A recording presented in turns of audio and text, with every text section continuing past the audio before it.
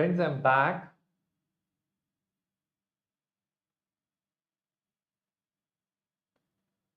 I think many of you will be just joining in one by one.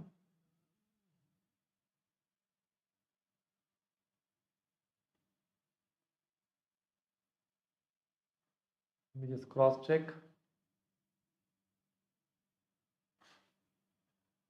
All right, friends. Some of you will be joining in slowly. Maybe many of you will not have checked the YouTube notification, but I'll start off now so that if by chance you miss out something, you can always view the recording also. I believe I'm still live. Right? Okay.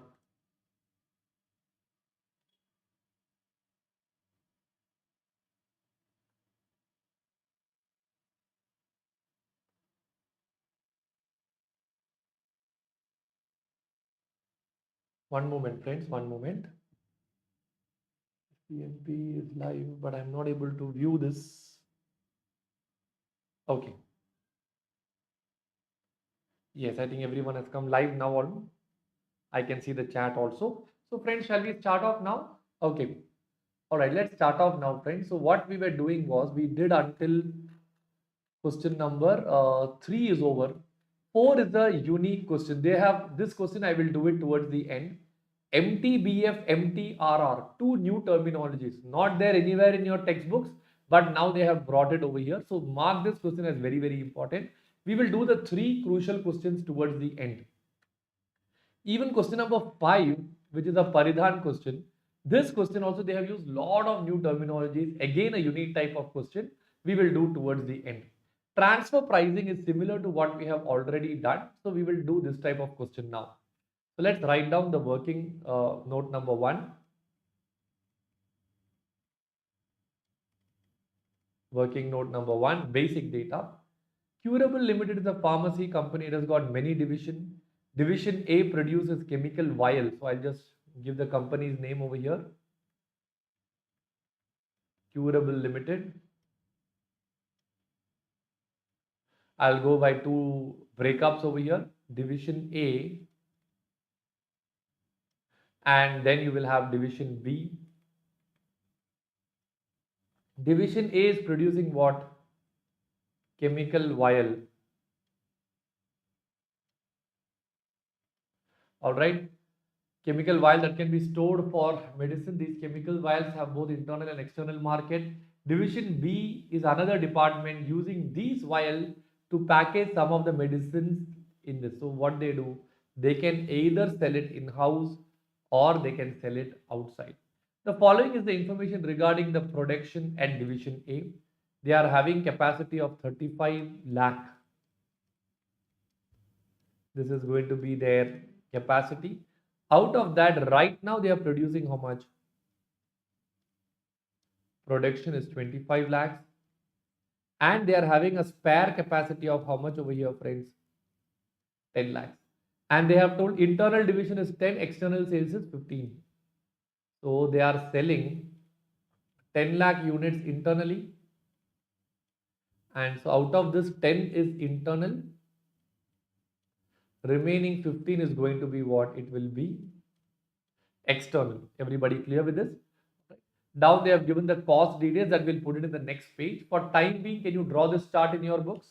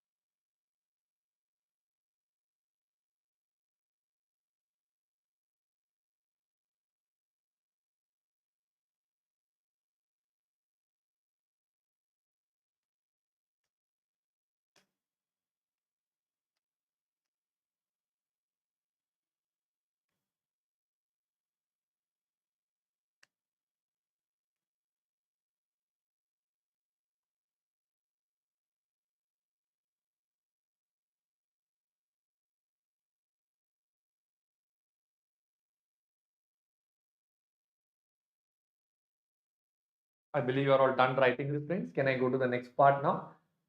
Now what I will do is division A is incurring a variable cost of 800. So I'll write down the cost data. Working note number 2. Analysis of cost data. Okay. Here I'll draw a table, particulars. First division is which one? Division A. And then you have what? Then you have division B. Here they are selling inside also. They are selling outside also. Or maybe I'll write it the other way around so that you can correlate this easily. They are selling it, external sales also is happening, and they are also having internal sales. So here I will write down external. Here I will write down internal. So point number A will be the number of units. All right. So from what I understand here is that they are selling externally, they are selling 15 lakh units, and internally they are selling 10 lakh units. Am I right? And they still have a spare capacity. Fine. This is first data that is available over there. Let's come down. Division A incurs a variable cost of 800 rupees. Variable cost is 800 rupees per vial. So I believe it is the same for internal and external until they provide some extra information. They are having a fixed cost of 50 crore. Out of this, 15 crore is for machinery and production infrastructure for the internal sales. So total fixed cost is 50 crore, out of which 15 crore is exclusively for internal division, whereas the remaining 35 crore is a common fixed cost for both internal division and external division. All right. So what I understand is that if internal division is not there, machinery etc. will not be required and the 15 crore can be avoided. So I will write down fixed cost specific. All right.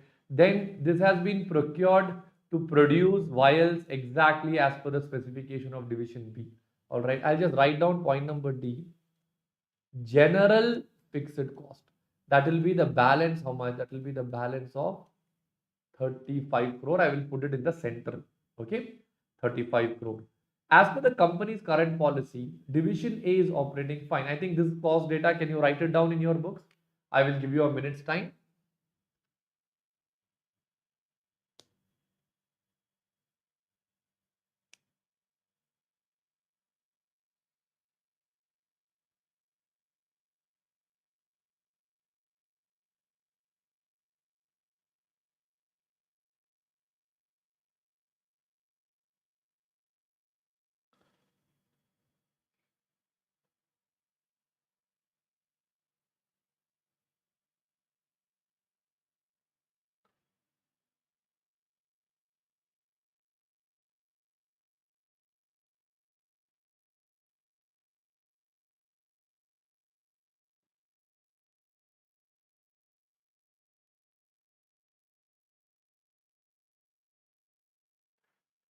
I believe you are done writing this. I'll go to the next part now.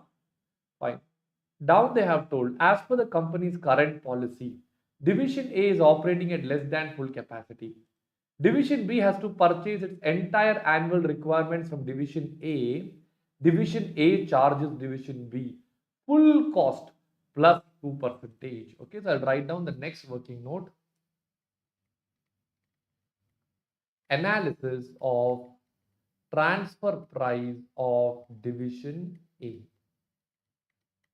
Here I'll write down point number A. We have to find out full cost. Friends, how do we find out the full cost?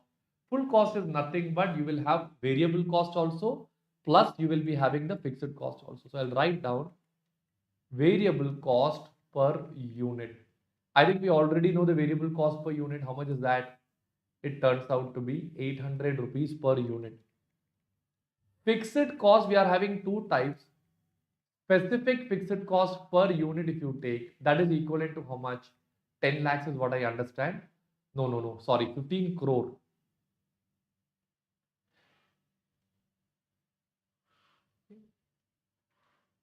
This 15 crore is exclusively for what? It is exclusively for 10 lakh units. So if you do 15 crore divided by 10 lakh units, you get the answer as 150. Apart from this, we have fixed cost general per unit. How much is the general fixed cost that we have? 35 crore. This 35 crore is for the entire production. Entire production means for entire 25 lakhs. So per unit, you get the answer as how much? You get the answer as 140 rupees per unit. All right. From this, can I find out how much is my total cost per unit that I'll get over here? It will be 800 plus 290, 1090. Okay. Can you write down this in your books now?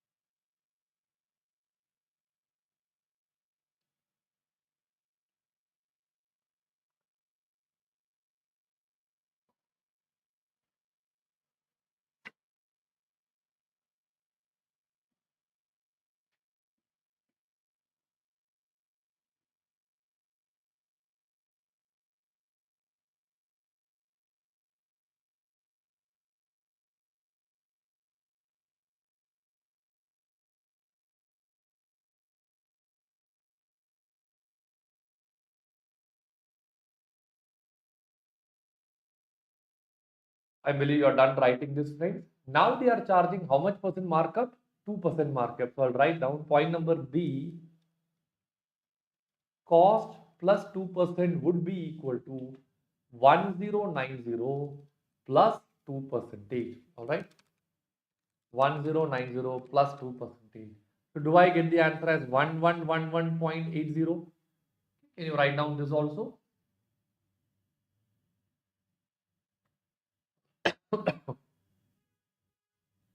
All right. So we are done with the first requirement. Let us read Division B's proposal now. Division B has received a proposal from an external vendor to be procured at 1050. So I'll write down the next working note. Analysis from transferee division. Transferor is the first one. Transferee division. Okay. Outside market price.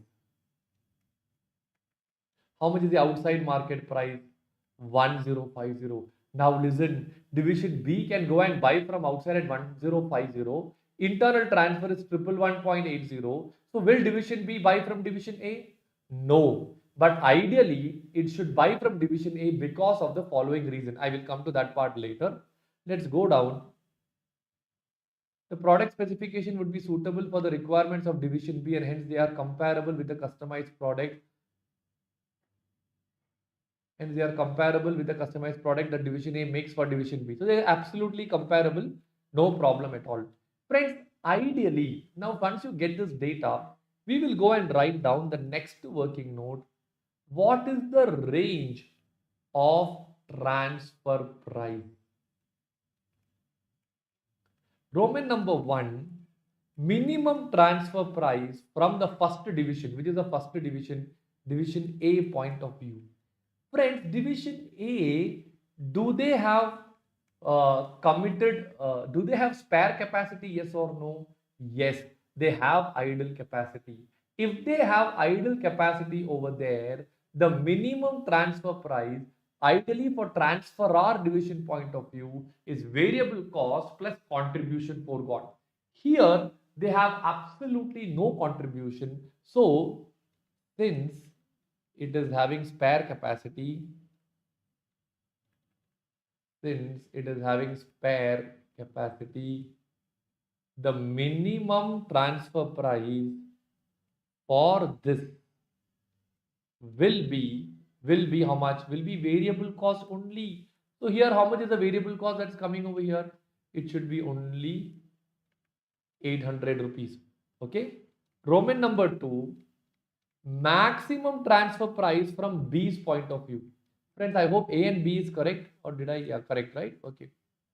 From B point of view, B is getting in the outside market for what price? 1050. So the maximum TP from B's point of view will be 1050. Okay. So if that is the maximum TP, ideally any transfer price between 800 and 1050 should be acceptable to both the parties. This is supposed to be the right answer. Just because division A is a bit greedy, it wants to cover up its full cost, the committed cost also. It's turning out to be 111.80. All right. So here, this answer is not correct. One thing, friends, I have forgotten to consider. Wait, it is not only variable cost. I believe we should consider one more cost, that is the specific fixed cost, because that will be incurred only when you are transferring in-house, correct? So I think I'll just modify my answer. We have to add the specific cost also. How much is the specific cost? 150. So it will be 800 plus 150. That would be equal to 950. So any range of price between 950 and 1050 should be acceptable. Aishwarya, thank you. I'm just reading your message now. Yes, we should consider the specific fixed cost also. Can you write down this in your books now?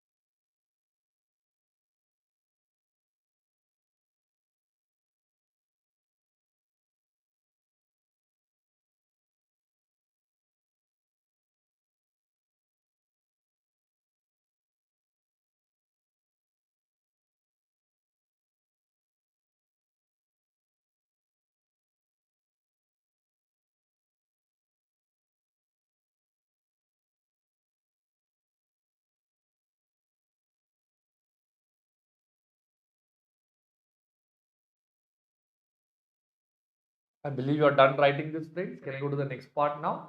So ideally, any price between these two should be acceptable. Okay. So then I'll write down over here the next working note: conflict of interest. Since division A is trying to charge fixed cost also, which is committed and not relevant for decision making, and not relevant for decision making, comma, all right. The minimum TP is increasing to, how much? Triple one is increasing to how much, friends? What was the price that we got here? 111.8. 111.8.5 if I'm not wrong. Did I write? 41.8 is it? Okay. 1111.8. Okay. Whereas division B will not pay more than 1050, right? Due to this, company may lose internal profit to outsiders. Can you write down this also in your books now?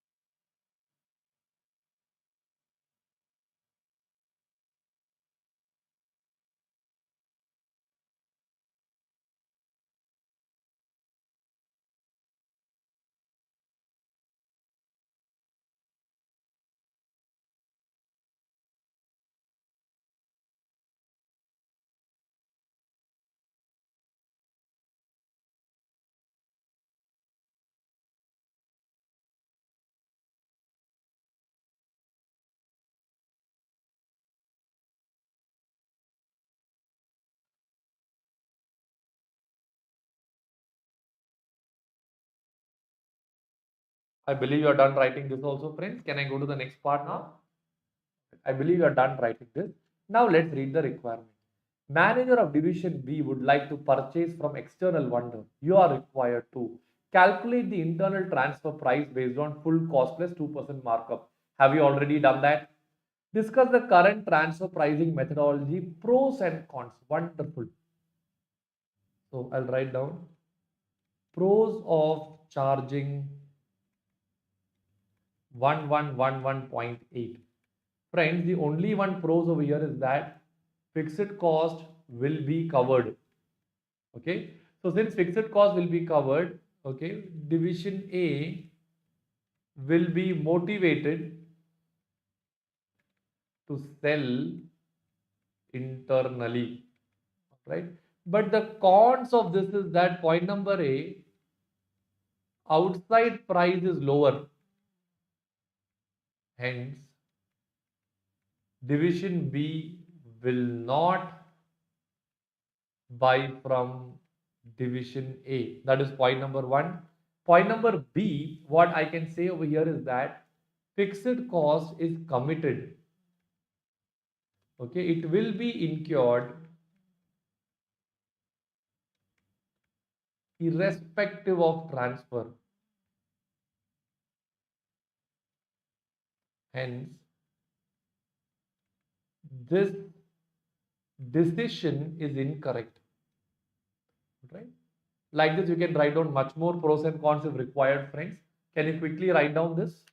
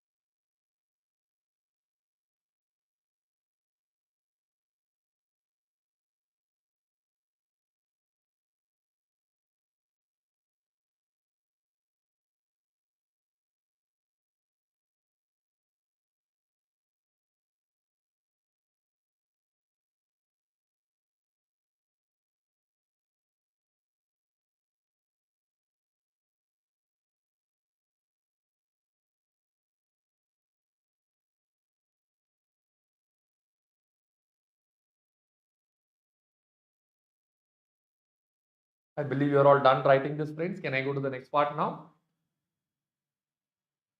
Wait, Siran, the sound is a little low. Hold on. Others, are you also facing the same trouble? Are you feeling that the sound is a little low? Let me check here. Here the audio is decent. Even here, I believe the audio is decent. It might start echoing if I go beyond this. Please, others also please check and confirm.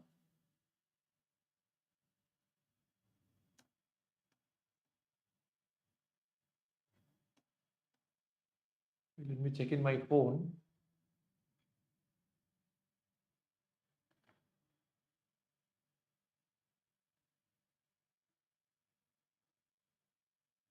Go to the next part now. I believe you are done right this. Now let's read the requirement. Manager of division B would like to purchase from external vendor.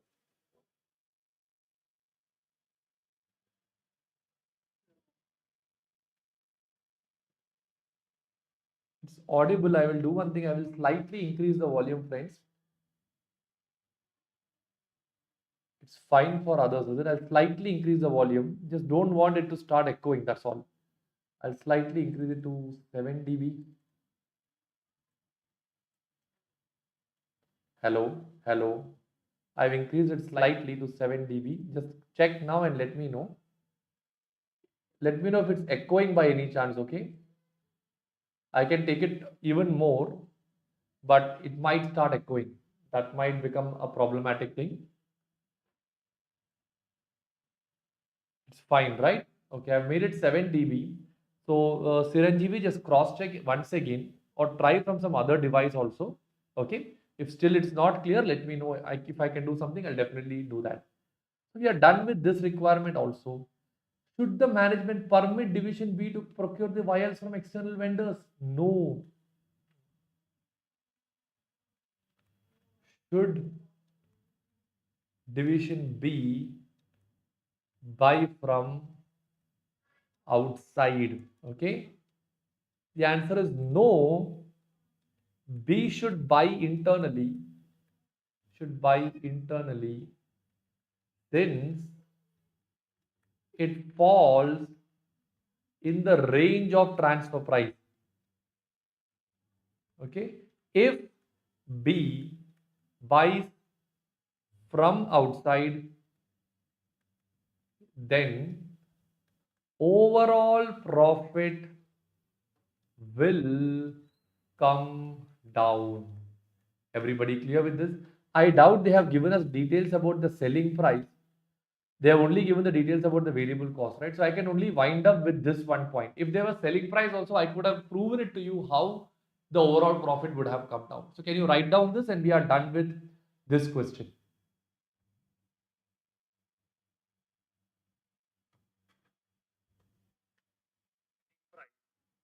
They have only given the details about the variable. Okay.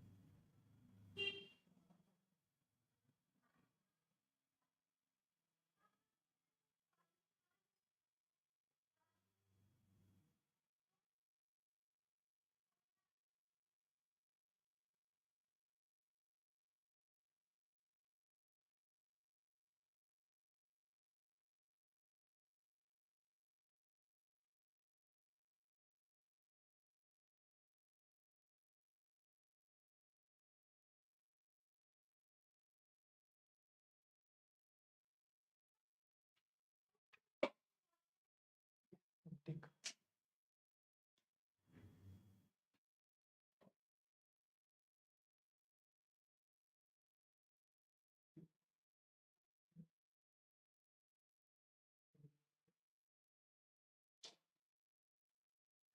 Friends, I believe you're all done writing this. Can I go to the next part now? So we are done with this question also. Let's go to question number 7 now. Value chain analysis. This question is a copy paste from your study material. I think it is a question which came in your study material chapter number 1 or maybe 2. Introduction chapters is one of those questions. So let's do it quickly now. Working note number 1, basic data.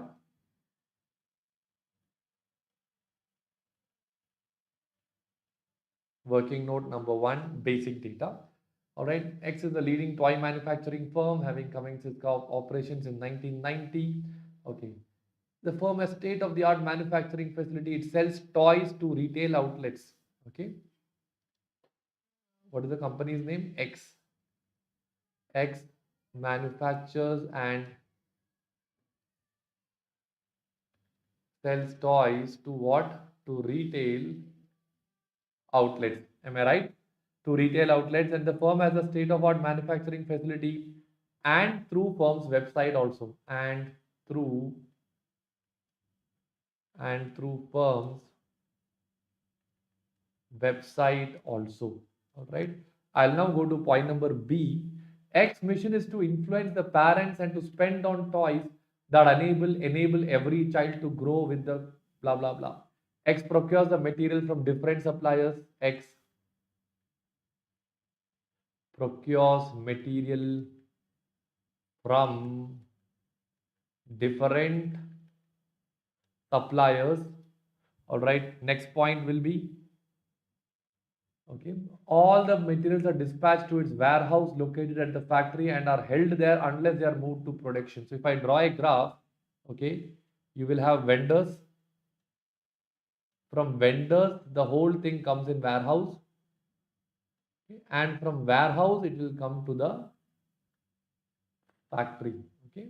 And from factory, what they will do after production, they will sell it through retail outlets or they will sell it through the website. All right. After production is completed, finished toys are moved to the retail outlets. Each week, the vehicle follow the same time schedule regardless of the weight that they carry. Finished toys that are sold through website are dispatched through the distribution centers. So retail outlet, in between this you have something called as distribution centers. All right. Yes, I'll go to the next part now. X has recently got a contract to manufacture a new toy called TYZ. Okay. New toy TYZ. Friends, to understand this question better, do you people have seen this movies Avengers? I think this is a famous uh, personality that everyone must be knowing, Hulk. All right. Let's assume that this is the toy that this fellow is selling right now. So it will make it easier for you to understand. All right. So if you are an Avenger fan, you will understand it better, or you can imagine any toy that you would like to talk about. Okay. We will imagine that this toy is Hulk. So that this question can get easy. A mini cartoon based character from a famous international animated film. X has not given any target price. He is set, hence is free to set the selling price. Okay, so I'll write down over here point number D. X is free to decide the selling price.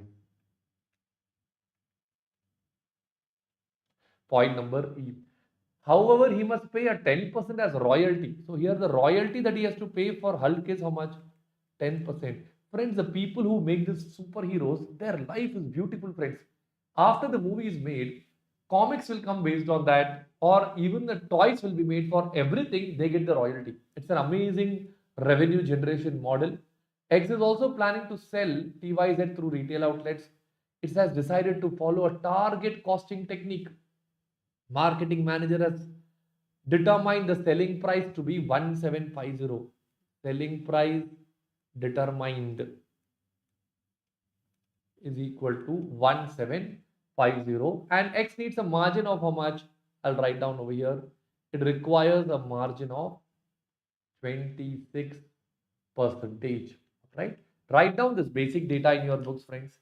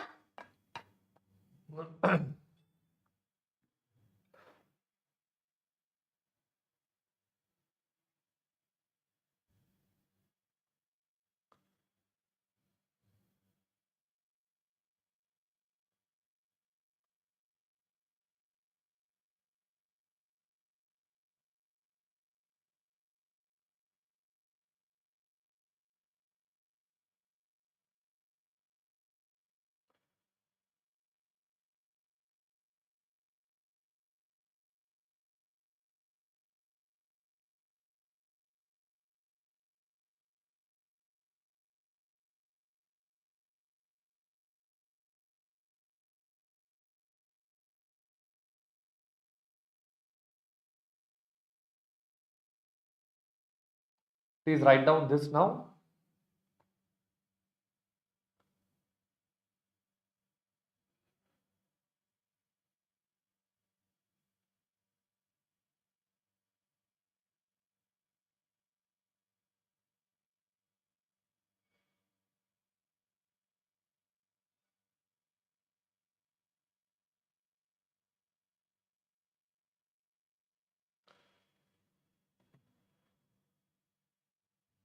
Friends, I believe you are done with this.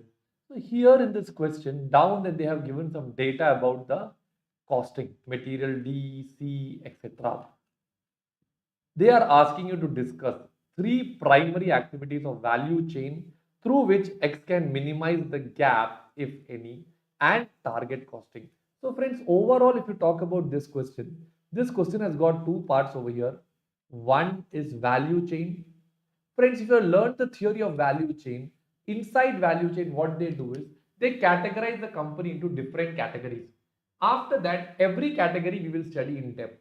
After studying every category in depth, every part will either have some value added activity or non-value added activity. Value added activities means something which gives value to the company. We will retain the same. Non-value added activities are those which do not give any value to the company. We eliminate the same. So that is the first part. And second part, what they want us to do over here is called as target costing. Under value chain, you have four steps. First one is called as inbound logistics. Second step is called as operations. Third step is called as outbound logistics. Fourth step is called as marketing and sales. Inbound logistics means all the steps incurred to bring the product inside the company. So in this example, it will be procuring from the raw material will come here. Raw material procuring will come here. It will be shifted to warehouse also will come over here. After this, operations means here they will convert all the raw material into what? Finished goods. So what will come in this case, friends? In this case, we will have factory. After this, you have outbound logistics. Outbound logistics is selling it outside. So when you talk about selling it outside, they are selling it through retail outlets, plus they are selling it through the company's website, etc. That comes under retail outlets. Marketing and sales, they have a product called as TYZ for which they are paying a royalty, etc. etc. Can you draw this chart in your books now?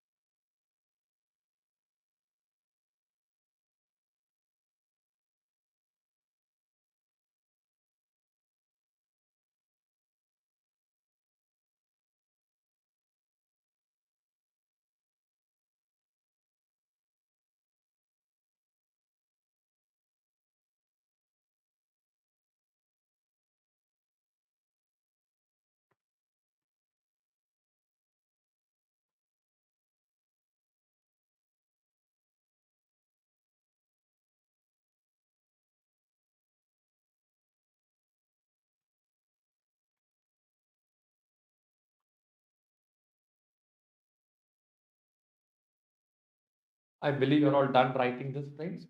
Now we go to the next part where they want us to do some target costing, correct? So we have a selling price and we have all the details that is given over here. From this, let us first find out the total cost. I'll write down the next working note. Total cost. All right, let's start it one by one. Material C is 150.5. Directly given over here. Let's come down. Material D is 122.5. Next, they have told about other materials. They are asking us to look at the note. So other material, they say each TYZ requires 0.9 of other material. These are procured at 280 per kg, 280 per kg, and around 5% of all the material purchased are found to be downgraded. So the formula over here would be, ideally I need how much? 0.7 kg. But if 5% is downgraded, I should buy more so that after downgrading, I should get something in hand. So 0.7 divided by 95% will give me something around 0.73 something kg. This much kg if I buy, minus 5% will give me 0.7 in hand. Multiplied by, what is the price that's told over here? 280. So this multiplied by 280, I should get the answer as 206.31. Okay. Next one. Then you have labor, that is directly given as labor cost is given as how much? 420, directly given. Then you have specific overhead and selling cost 132.3. Last one is 166.60. Let's add up all this cost, friends.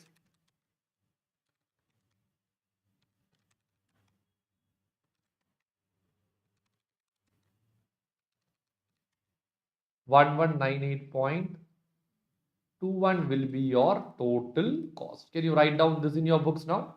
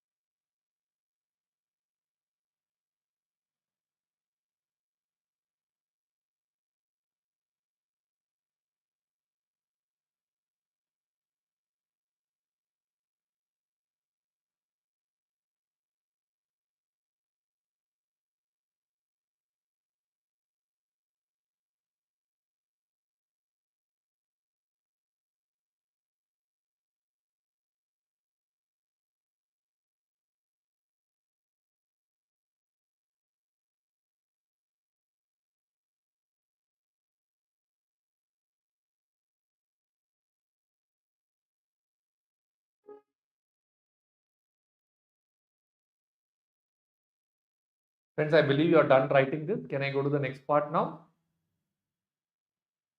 All right. Once you get the total cost, next to working note, I will write down the net revenue.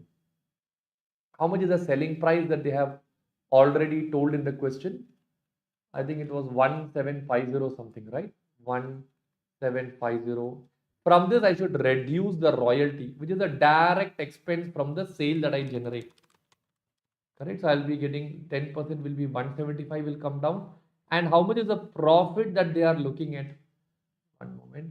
They are looking at a profit of 26% on selling price or on cost. Let's check.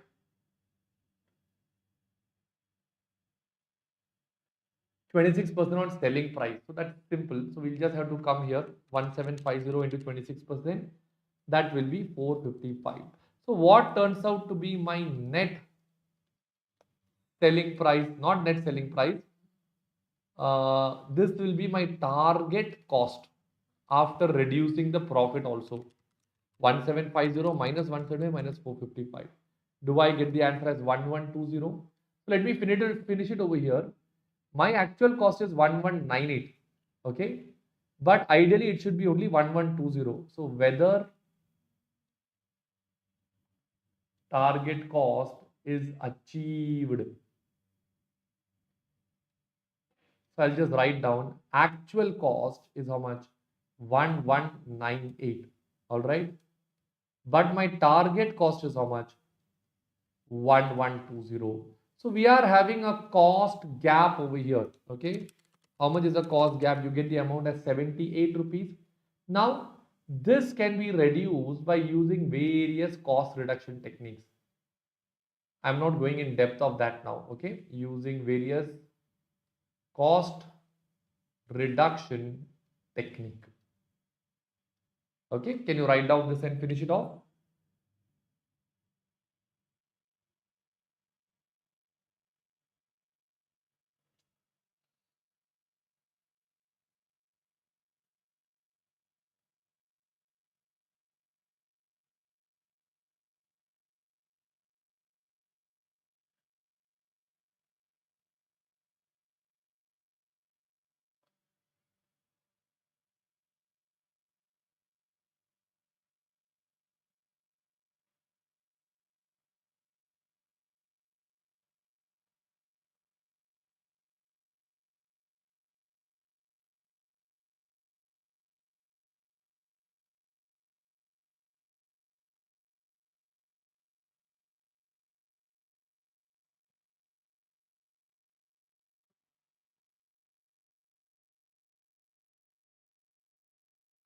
I believe you are done writing this, friends, and with this, we are done with this question also. Can I go to the next question now?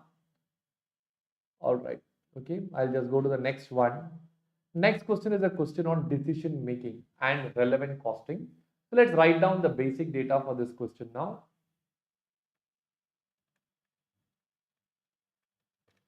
Working note number one, basic data. All right, fine. Let's go to it. It's the largest laundry service provider for suit. It has a setting. It has set a price of. Okay, it's a laundry business. So I'll write down A to Z is into laundry business. Point number B, okay, what is the selling price they are decided? If they want to wash my shirt and pant, they will be charging me 510 rupees. A to Z derive this price as follows. Cleaning material. So they have given the material cost. How much is the material cost? They have given 35 rupees per set. That will be the detergents and the cleaning setup, etc. After that, they are having what? They have the labor cost, 150 rupees. 150 rupees per set. How did they get that? 3 hours of labor into 50 rupees. Third one is what? Variable overhead is how much? 70.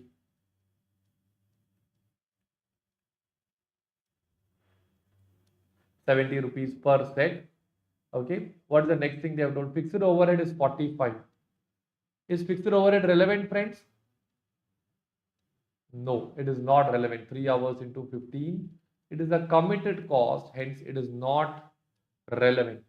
Okay, it's known for the quality work and timely delivery. Customers are willing to pay this premium. Firms employee receive fixed salary. Friends, salary is fixed. Hence, is it relevant or not relevant? Hence, it is not relevant. Even the fixed overhead is not relevant, but material is relevant and variable overhead is relevant.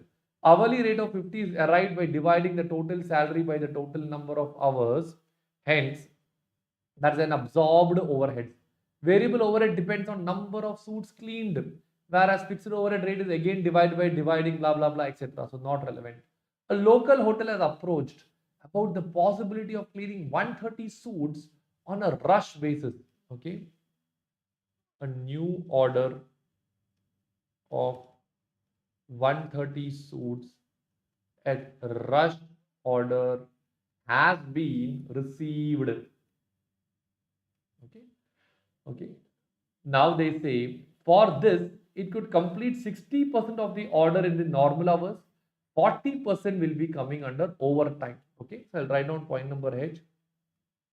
40% of the work needs to be done in overtime. All right. Okay, I'll go to the next part now.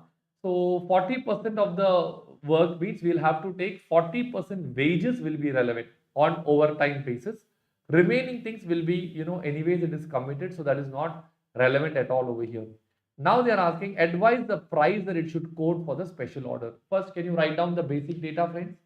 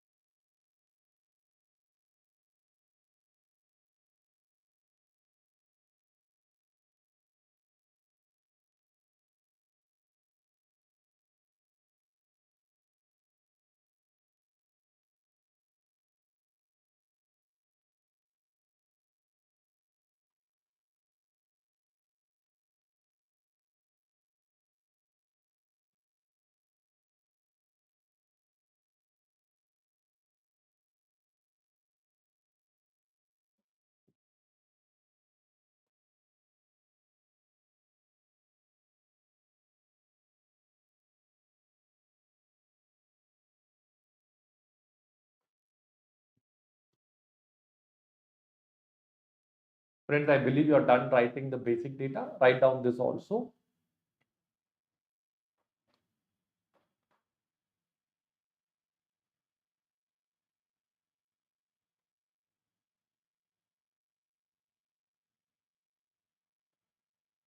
Fine, friends. So they're asking what can be the minimum selling price for the special order. We'll write down the next working note. Minimum selling price for the special order. All right. So what are going to be the relevant cost over here? Material cost will be relevant. How much is going to be the material cost? 35 into 130.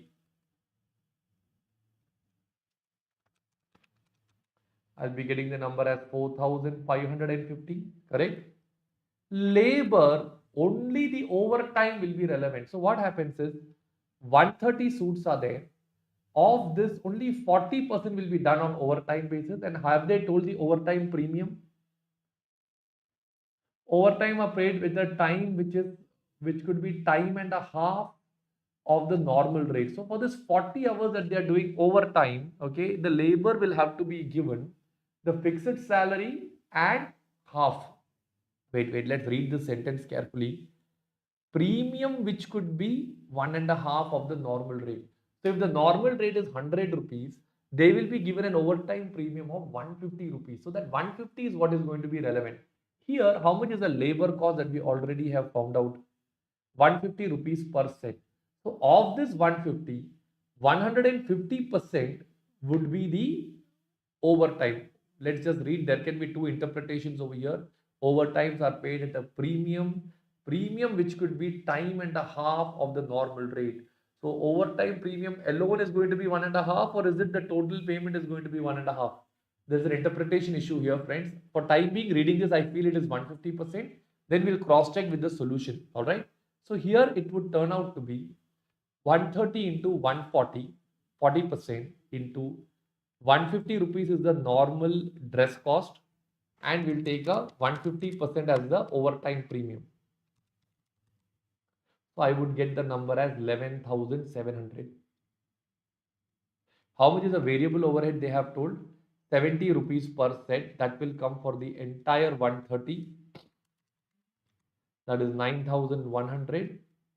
And the last one is going to be fixed overhead. That is going to be 0. So the total relevant cost which comes over here would be 25,350 divided by 130 sets. So per set, the minimum price turns out to be 195 rupees per set. Let's just cross check, friends. I'm a bit confused about the overtime terminology which is used over here. Let's cross check it together. Question number 8.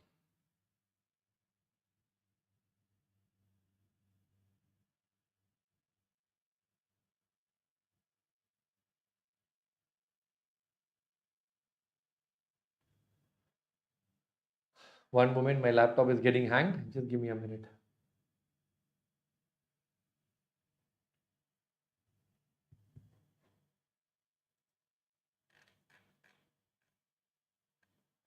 Question 7 is also done. We are in question number 8, right? Friends, we have taken it correct. 25,350. Yes, they have also taken it in the same manner. Premium is 150% of the normal wages. There were two interpretations. Some might assume it to be 50%.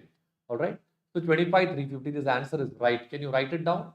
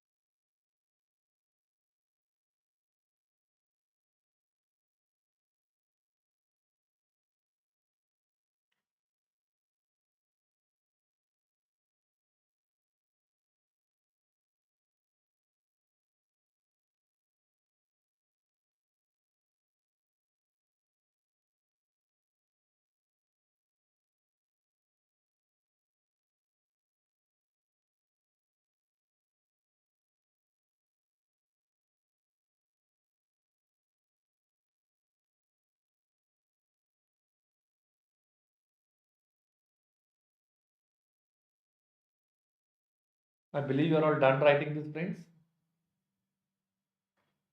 Can I go to the next question, or is there anything else left to be done here?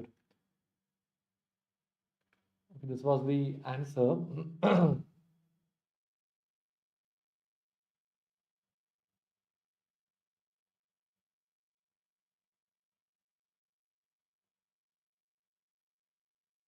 One moment, friends.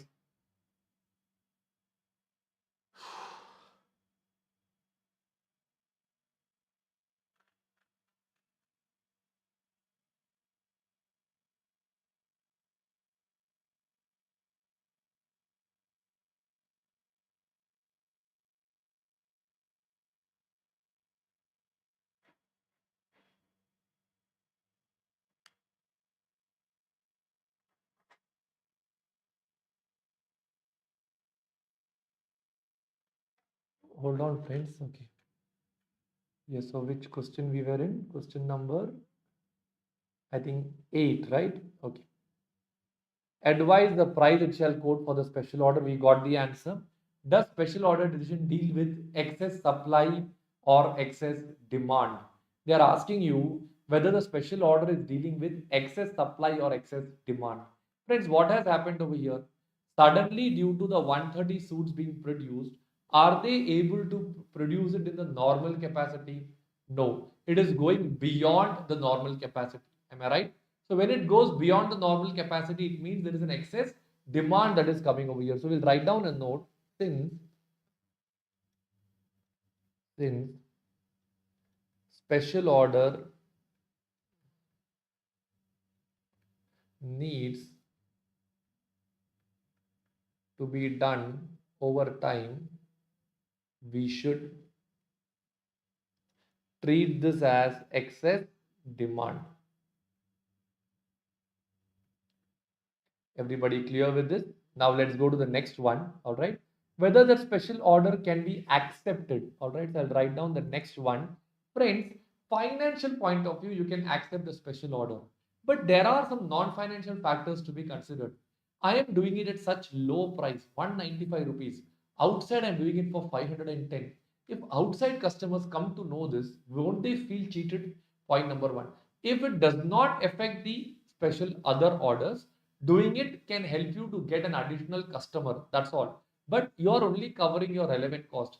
Ideally, you should add some profit also to this. So we'll write down financial point of view.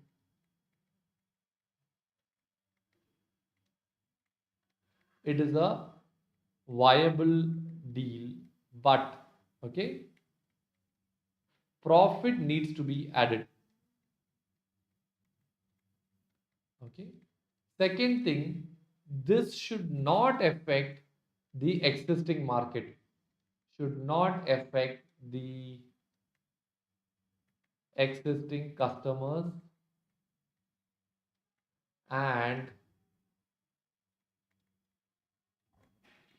existing market. Everybody clear with this point? Can you write down this in your books now?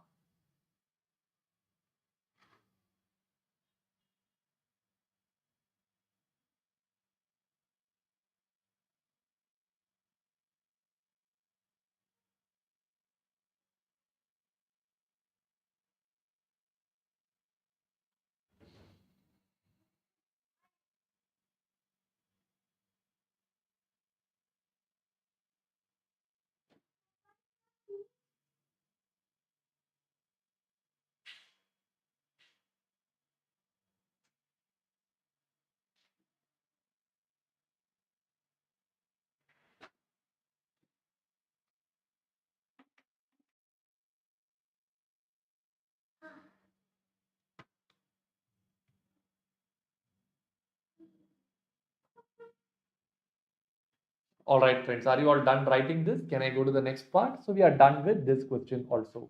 Next question is a beautiful question on standard costing. Shall we do that now? Let's do this. I'll write down working note number 1, basic data. All right. During September 2021, W offers bundling and packing service, blah, blah, blah. he plans to pack 93,750 items at a rate of 4.5. So can I say this is the budgeted quantity? I'll write down BQ 93,750 units. And they have also given the budgeted price. How much is the budgeted price? 4.5 rupees per unit, correct? W estimates that variable cost will be equal to 1.5 rupees per item packed. So the variable cost is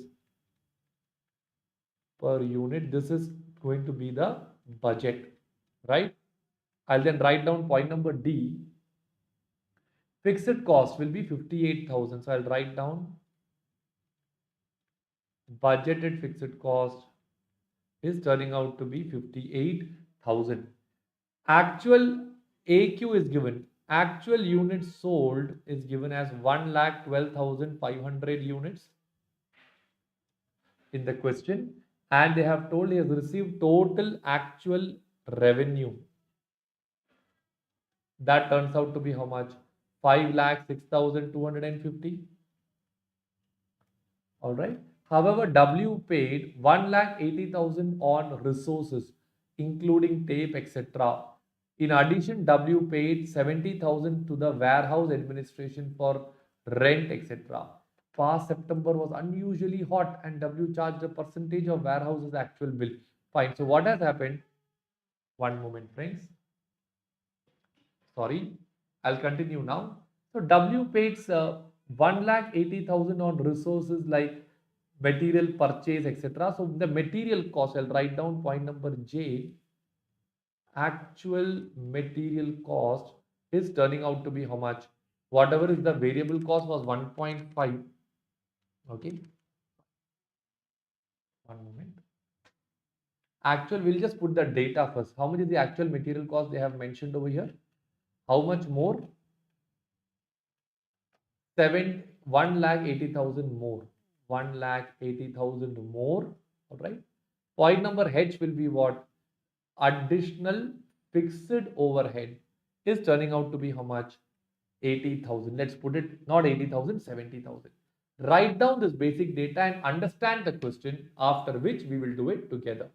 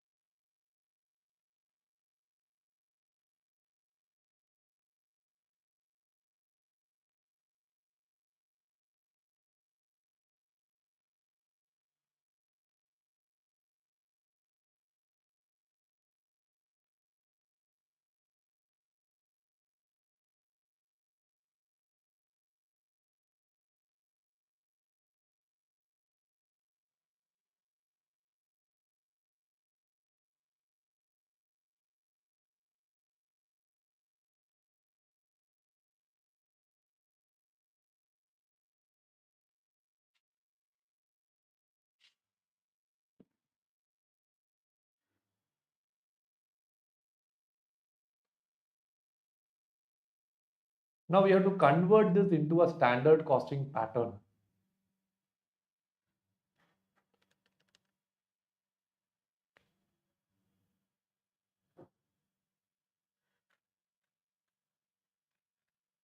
Friends, I think I've made a small mistake. Yeah, this is not 1,80,000 more. It is exactly 1,80,000.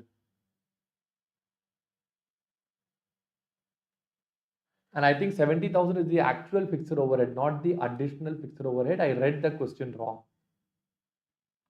Can you please write down this? I believe you're all done writing this, friends. Once this is done, okay, we'll go to working note number 2, where we can prepare a comparative cost statement based on whatever details are given over there. I'll write down particulars. Okay, I'll write down budget, and then we will write down the actual. All right. Point number A is the items packed. So if I'm not wrong, it is 93,750 was the budget, whereas the actual is 1,12,500. We can also talk about revenue. Revenue will be how much? 5 lakh 6, original revenue was 93,750 into 4.5. That is 4 lakh 21,875. Whereas the actual revenue turns out to be 5 lakh 6,250. That's the revenue. And the variable cost is 1.5. So 93,750 into 1.5 is 1 lakh 46,25. This is your material cost. Whereas the actual material cost we found out to be how much? 1 lakh 80,000. Okay. After the material cost, what is the next thing that we had over here? I believe we had directly the fixed cost, right? How much was the fixed cost? Or wait, revenue. This is not only material, this is actually all the variable cost, correct? So can I not find out the contribution over here? Minus 140625. We'll get the number as 28128,250. 506,250 minus 1,80,000 is 326,250. 326,250. Then from this we are supposed to reduce what? The fixed cost. And the fixed cost is how much? 70,000. Budgeted was 58,000.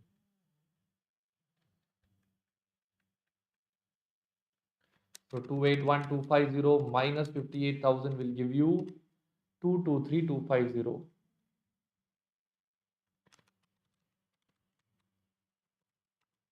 256,250. Can you write down this in your books now, friends?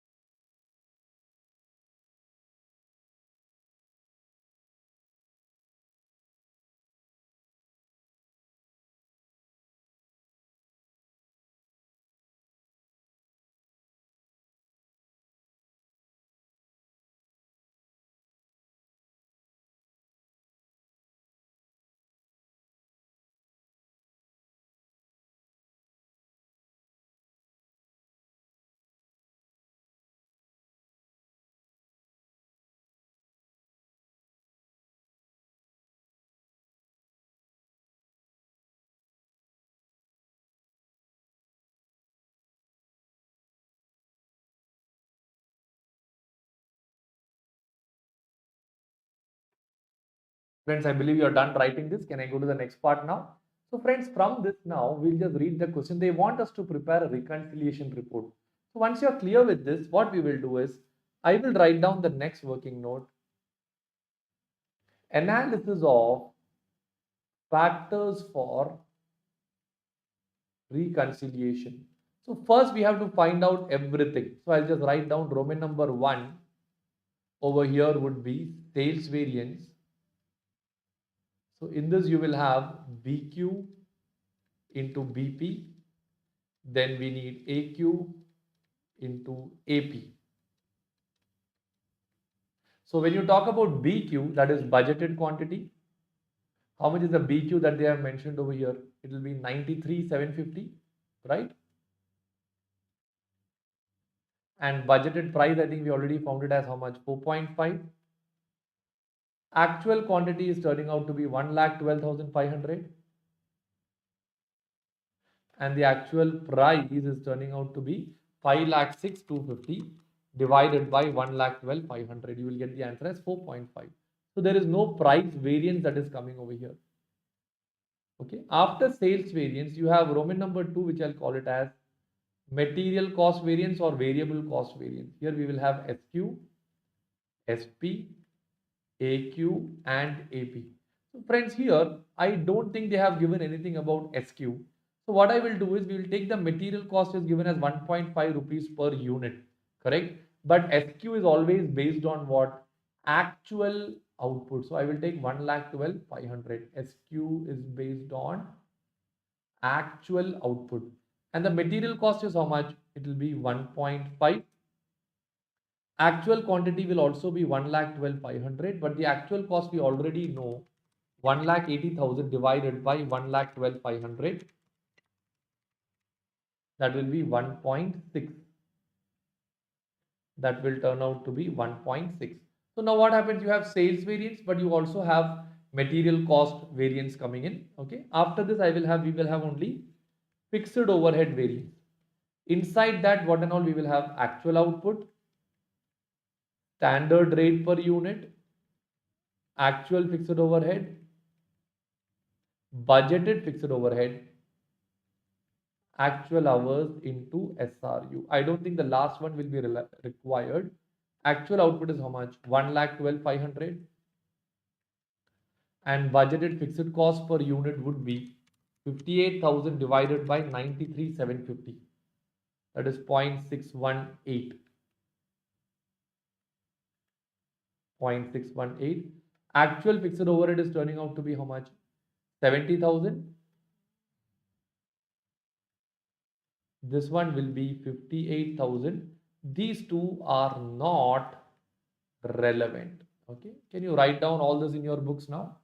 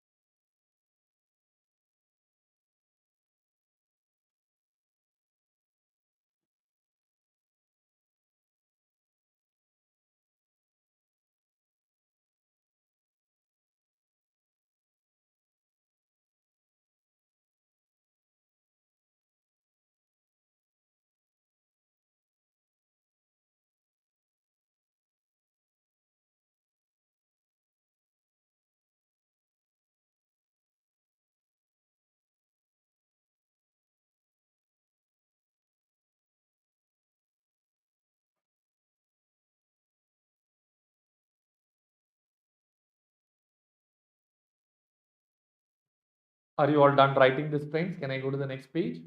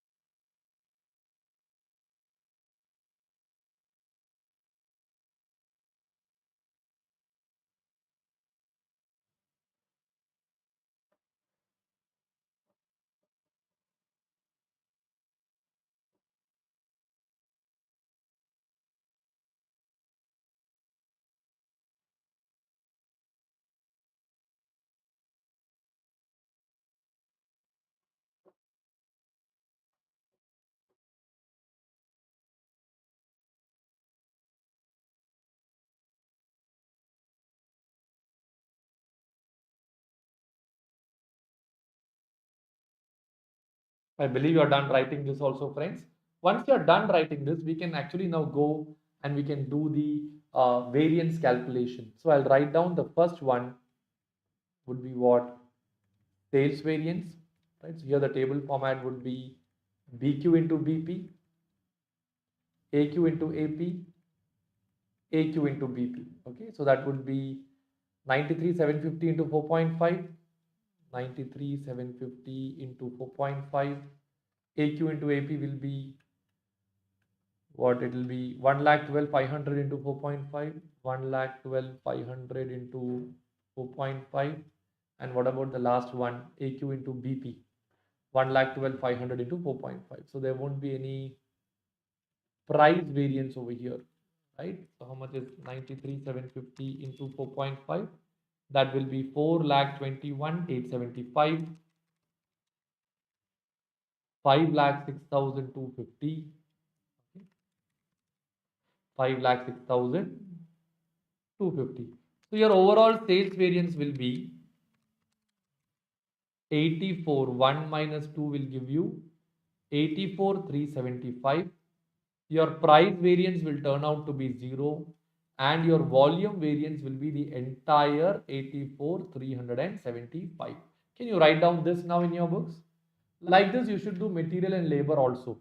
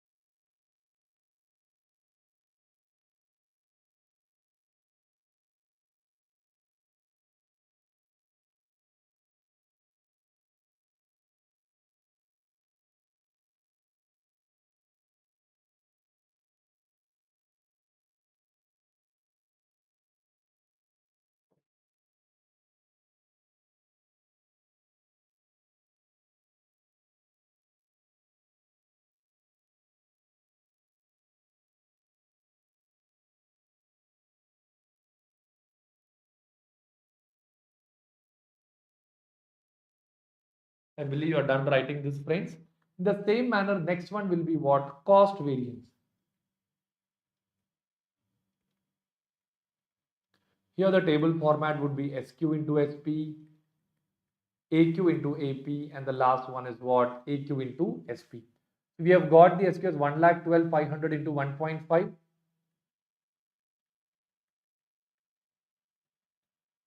1,12,500 into 1.6, 1,12,500 into 1.5,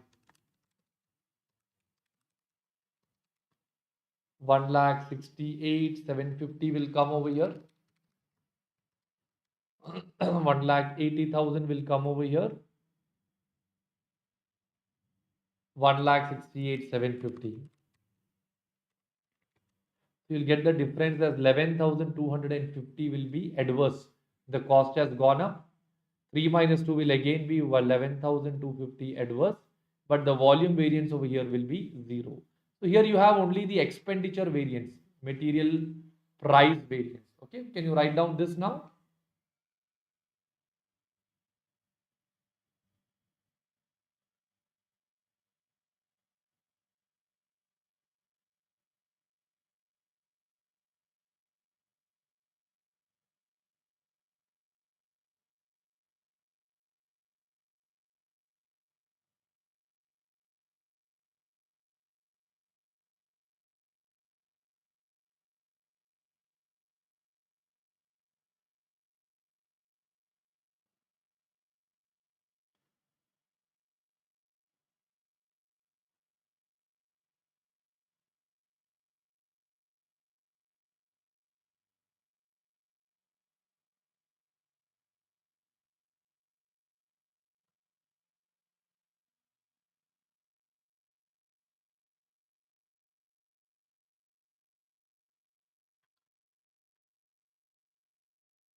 All right, friends, everybody is done writing this. Can I go to the next part now? All right, next is what? Fixed overhead variance.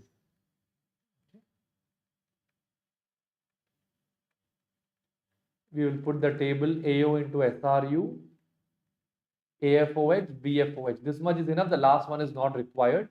So AO is 1,12,500 into what is the SRU that we found out? 0.618. That will be 69,525. All right. How much is the actual fixed overhead? Actual is 170,000, is it? Okay. Actual is 70,000. And the budgeted is how much? 58,000, right? So the cost difference would be 69,525 minus 70,000. First one, I would get the answer as 475,000 adverse. Inside this, I will get the answer as 12,000 adverse. 11,525 favorable. Can you write down this also in your books now?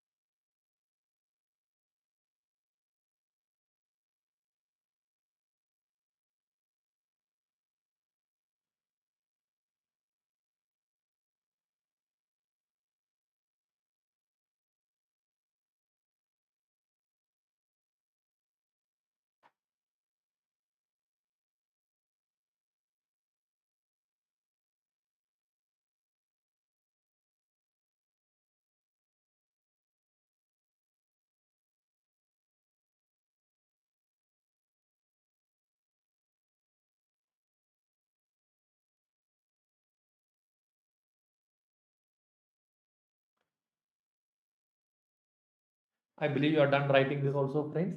Now we have to do reconciliation. Friends, here, since they have given the variable cost and fixed cost separately, we can do the reconciliation using marginal costing methodology, all right? Or we can even go by absorption costing methodology, nothing wrong. What we'll do is we'll write down the next working note heading as budgeted NP ratio and PV ratio. All right. So I'll just write down point number A. Let's put the NP ratio. So we already found out the budgeted profit over here. 2,23,250 divided by 4,21,875. 223,250 divided by how much? 4,21,875.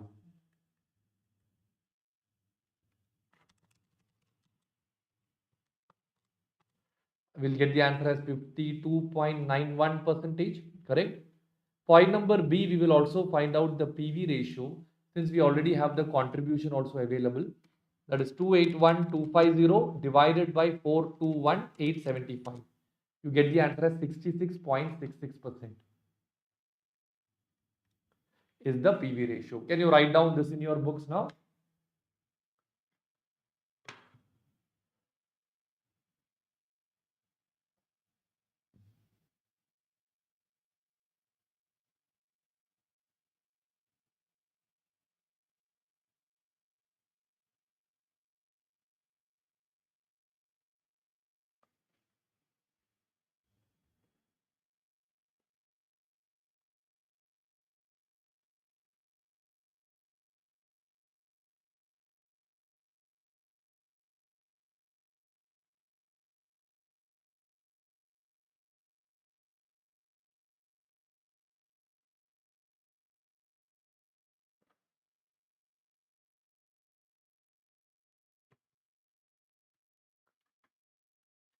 Friends, are you all done writing this? Now I will go to the next page and I'll write down next working note heading would be what?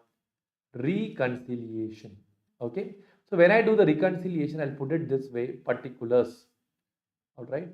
I'll start with method 1, that is marginal costing. That is the best method, to be honest. First, I'll write down the budgeted profit. I'll start with the budgeted profit, point number A, budgeted profit.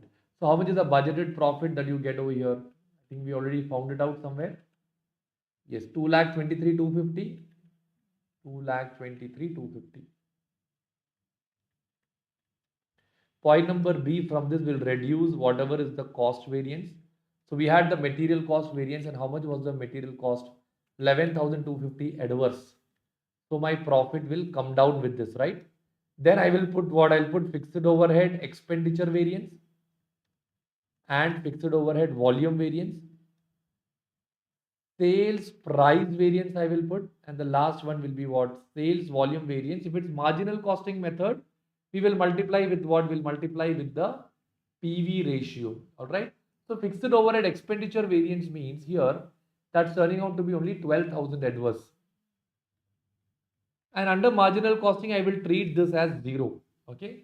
Sales price variance is turning out to be 0 in this case. Entire thing is volume variance. So 84,375. Here the formula would be 84,375 into 66.66%. I'll get the answer as 56,250. Is this adverse or favorable?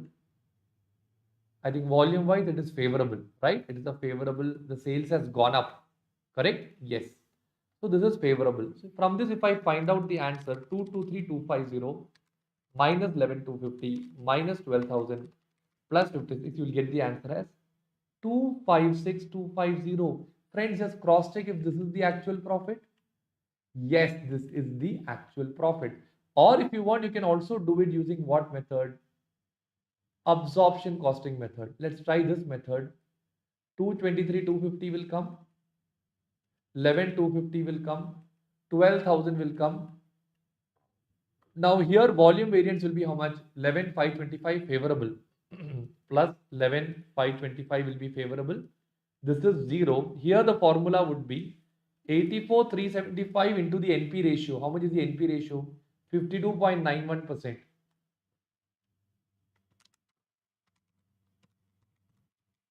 44,640. 44,640. Now let's check.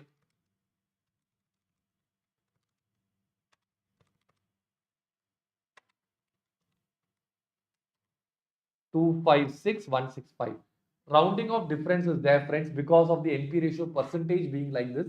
I think the exact number, if you want to find out, I'll tell you. It will be 223,250 divided by 421,875 in percentages 52.9185 blah blah blah percentage. That into what is the sales volume variance? 84,375 only, right? 84,375, correct, into 84,375, 44,650. That's the number we'll get over here. Minus 12,000 plus 11,525 plus 44,650. 256,175 is what I'm getting. There is still a slight rounding of difference, okay, of some 75 rupees. But overall, the answer is right, okay. So just write down this in your books now. The rounding off is at the NP ratio, some issue, all right. Can you write down this?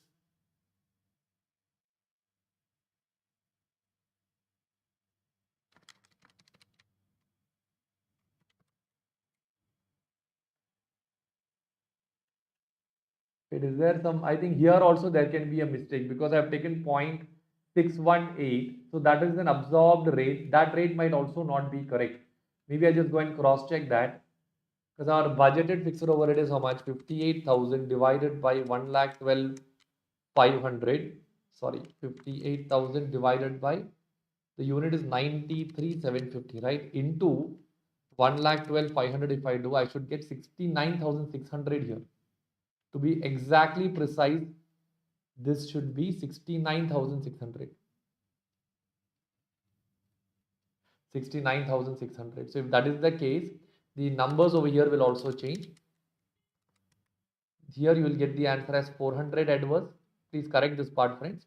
Here it will be 12,000. Okay, so 400 minus 12,000. Here I'll be getting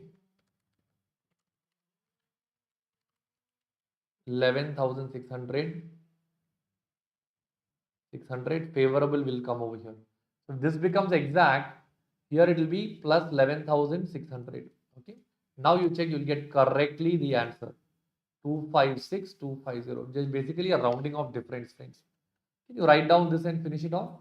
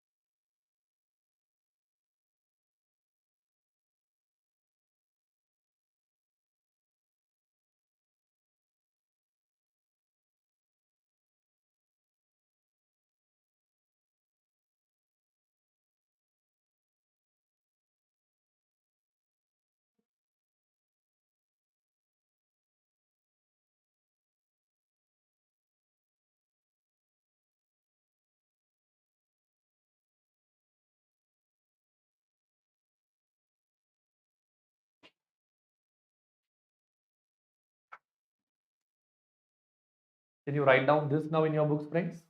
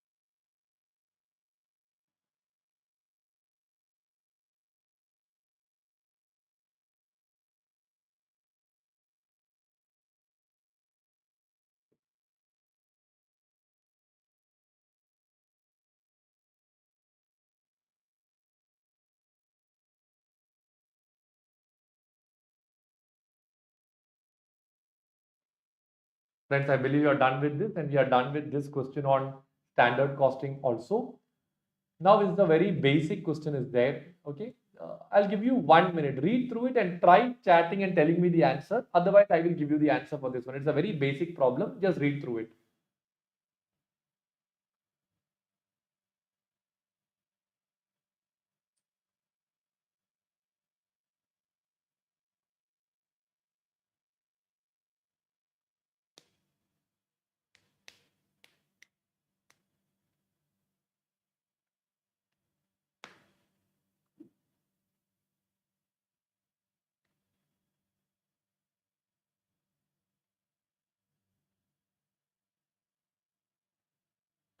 Friends, a very basic question. I'll write down the facts of the case. Roman number 1, facts of the case. All right. Let's do this. Swastik is manufacturing and selling four-valve engine. Company appoints Mr. Watson to coordinate the shipment. Okay. Okay, so I'll write down Swastik sells. They sells what? Four-valve engine. They are selling four-valve engine. They appoint Mr. Watson to coordinate the shipment. Okay, so Mr. Watson coordinates the Mr. Watson coordinates the shipment of DTK from the factory to distribution warehouse located in various parts of India so that the goods will be available as orders are received from the customers. All right. First thing is unsure how to classify the annual salary. Okay, so Watson is paid, so his role is to distribute goods to warehouse. Okay, if they are distributing goods to warehouse, his salary is how much? 24 lakhs. Salary of Swastik is of not Swastik of Watson is equal to 24 lakhs. The company's cost analyst says that Watson's salary should be classified as manufacturing cost. Finance controller says it should be selling cost. Friends, what is the main role of Watson? Coordinating the shipment, right? So he is actually helping to distribute and the cost should reach the customer. Manufacturing cost includes purchase cost, any inward shipment cost, but this is an outward shipment cost. So ideally, it should be coming as what? Selling cost. So I'll just give a conclusion here itself, facts of the case and conclusion. Since distribution is a part of outbound logistics, this cost should be what cost? It should be selling cost. If it was inbound logistics, it will be what? Manufacturing cost. Can you write down this and finish it off, friends?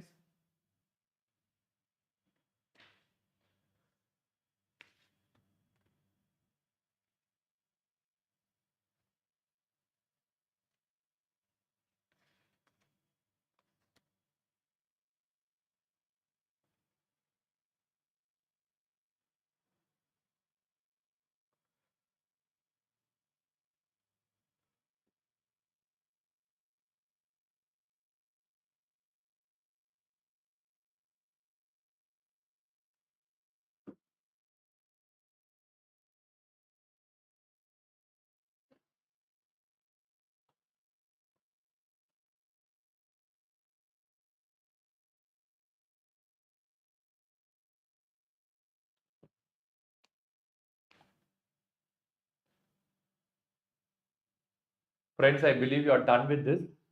Friends, we have only 3 questions left to be done.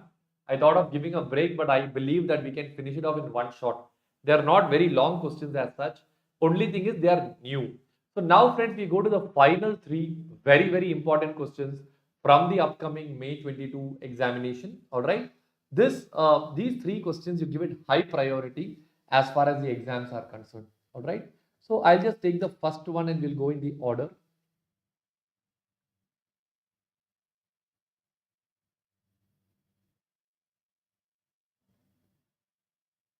I think it was question number 4. Total productive maintenance.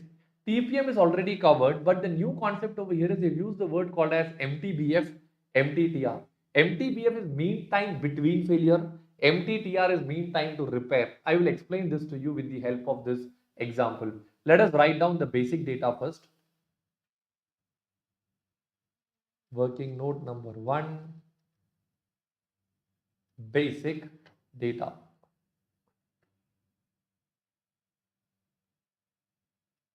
All right. Divi is known for quality products and processes across the industry. It operates in 2 shifts of 9 hours each. Okay.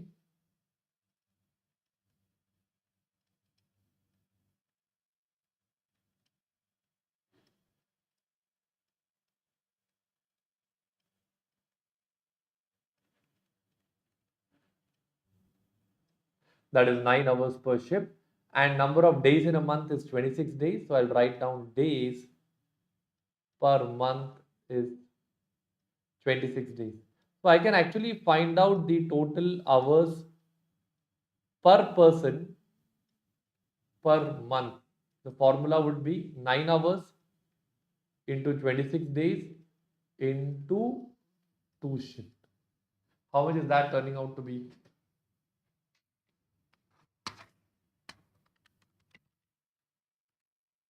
Do I get the answer as 468? hours over here, friends. All right, let's continue reading. Okay. It adapted TPM and tried to minimize six big losses. Friends, TPM we have learned there is a total productive maintenance. All your machinery should be maintained really well, and there are different types of this preventive maintenance, doing maintenance to prevent the machine, breakdown maintenance, etc. etc. All right, Mr. Hukum Singh, okay, and one some other guy, Mr. Karthik Vishwakarma. Karthik said breakdown maintenance that is currently in practice under Pillar 3 planned maintenance of TPM is failed to make an impact in terms of improving productivity. He suggests, okay, so I'll write down. Karthik says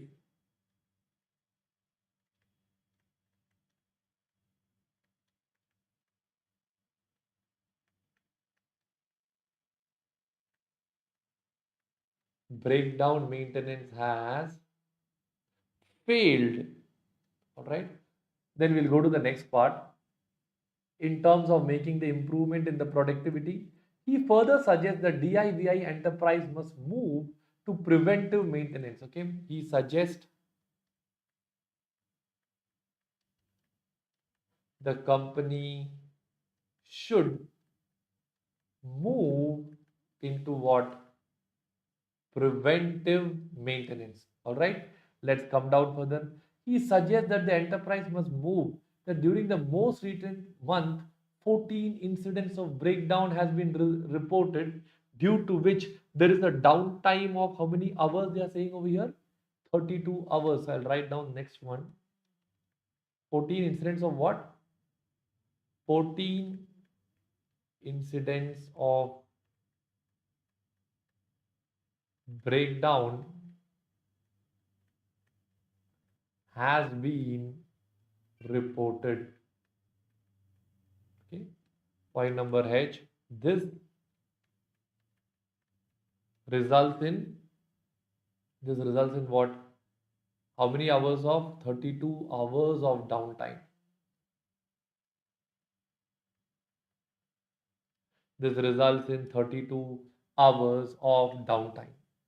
Mr. Sadanand Tripathi, who is the board member and engineer by education, immediately responded that why preventive maintenance? Why not predictive maintenance? This fellow is suggesting predictive maintenance. Mr. Sadanand Tripathi recommends predictive maintenance. All right, point number G. How the efficiency of preventive will be measured? Karthik replied, Mtbf and Mtrr can be used for machine for maintaining. So Mtbf and Mtrr, or is it Mttr? Mttr.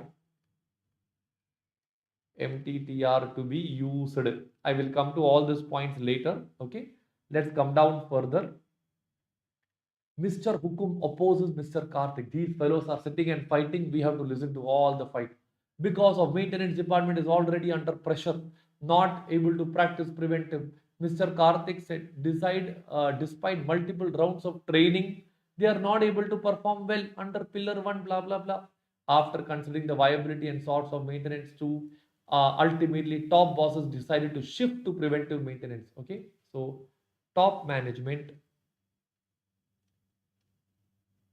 decided to shift to preventive. Preventive maintenance means clean the machines in such a way that you don't have any breakdowns at all. Maintain the machineries well. Okay, Mr. Karthik sent a manpower report, requirement report to cope up with the over occupancy. After 3 months, Mr. Karthik reported that only six. Okay, after 3 months, only 6 downtime. Okay, and 15 hours of downtime has happened. Downtime took place. Now they are saying during the third month, product remained outbreak only for 14 days due to COVID. So what has happened? The duration has also come down. Okay, I'll just write down that point also. Third month, only 14-day operation. So we have copied down the entire basic data. Can you write down this in your books now?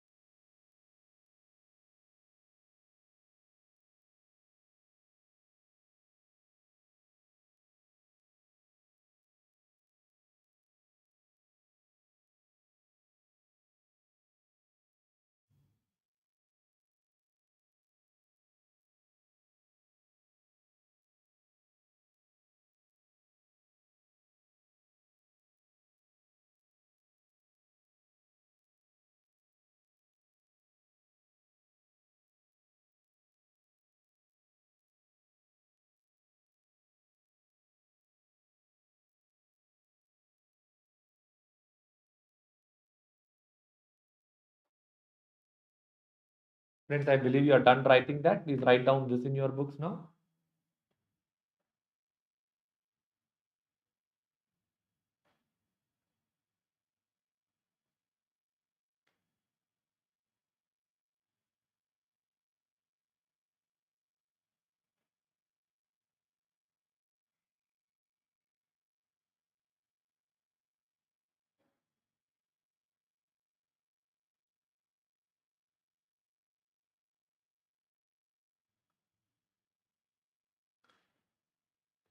Friends, I believe you are done writing this.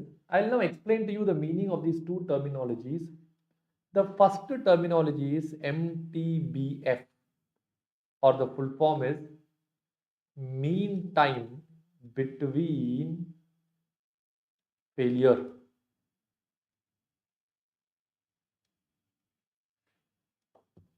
And the other one is MTTR, that is mean time to repair. The formula I'll tell you, with which I'll explain the logic to you. Here, the total operating time, how much ever is the time that we are actually operating, divided by number of downtime that we have faced. For example, total actually how many hours are there? 468 hours are there. From this 468 hours, how many hours went in downtime? 32 hours went away, right? So what is the remaining hours available with you? I think it's 436 divided by how many number of downtimes happened over here? 14 incidents. So 14 downtimes have happened. So the answer what I get over here is 468 minus 32 divided by 14. I will get the answer as 31.14. This means, okay, I am working 31 hours, after which machine breaks down. So this basically tells you how many hours your machine is working before it breaks down. So if it was 60 hours, it's better. More hours it's working, only then the machine is breaking down. Lesser, not the good. So here I can say this is nothing but higher the better. Everybody clear with this? Second one is called as mean time to repair. The formula for this thing is, okay, how much is the downtime hours divided by number of downtime. So for example, 32 hours is the downtime that we have over here, right? And it is 14 downtime. 14 times it has become down. So we get the answer as 2.29, or the logic is every downtime results in loss of 2.29 hours, right? Can you write down this in your books now, friends?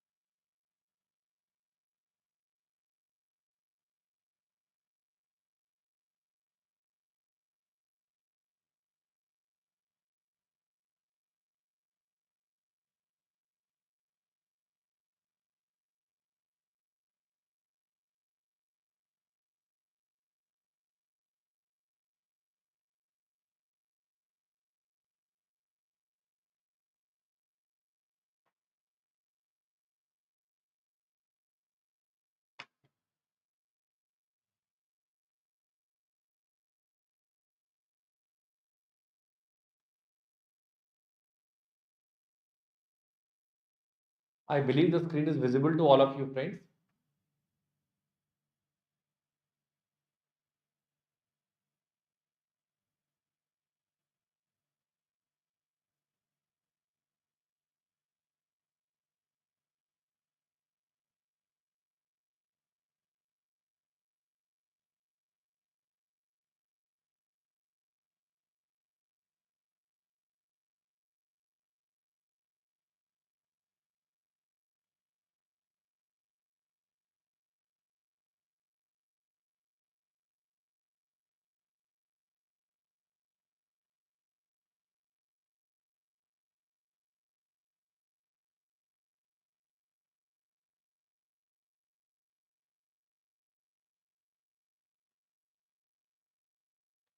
All right, friends, I believe you are done writing this, and I hope you have understood the logic of Mtbf.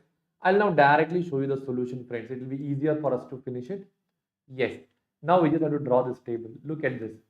Earlier, 468 hours, you had 32 hours downtime, correct? So the operating time was 436. We got Mtbf as 31.14 and we got Mttr as 2.29, correct? After this, when you go to the second part in the third month, they worked only for 14 days. 14 days, 2 shift, 9 hours. So total how many hours is coming? 252 hours. 6 downtime incidents have happened, 15 downtime hours have gone. So here they are getting the answer as 39.5, which means after every downtime, the company is now working for around 40 hours. So it is better than earlier. I hope everybody is clear.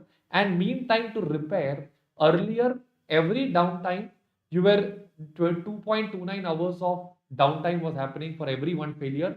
Now it is 2.5. So here MTTR wise it is not that very good, but MTBF wise it is very, very good. Can you write down this in your books now, friends? All of you.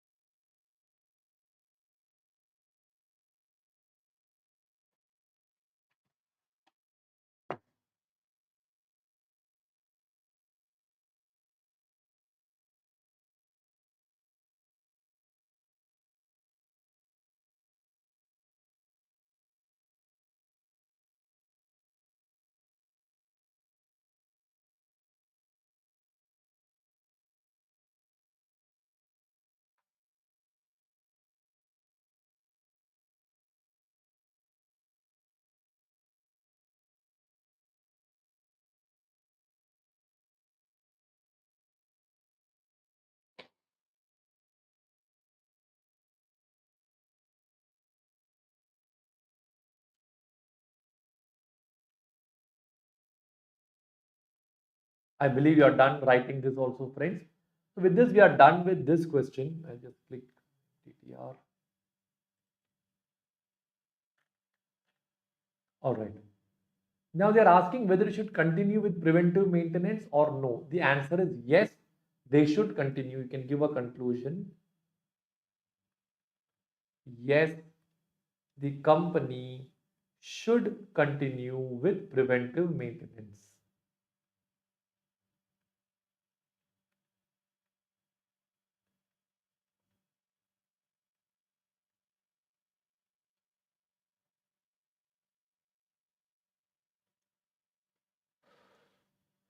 I believe you are all done writing this, friends. Can we go to the next question now? Next question has also got some new terminologies for us to learn. All right, we'll learn that one by one. We'll write down the facts of the case first.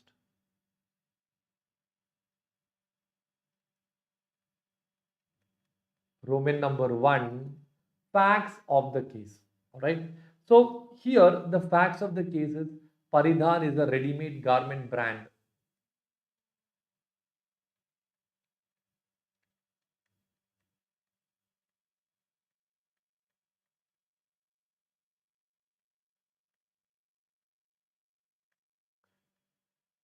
Paridhan is a ready-made garment brand. Okay. And they say VAGL has a chain of retail stores or outlets throughout the country. Okay. They have a lot of chains where they offer ready-made garment for all age, genders, blah, blah, blah. The pricing are taken at a strategic level. Pricing decisions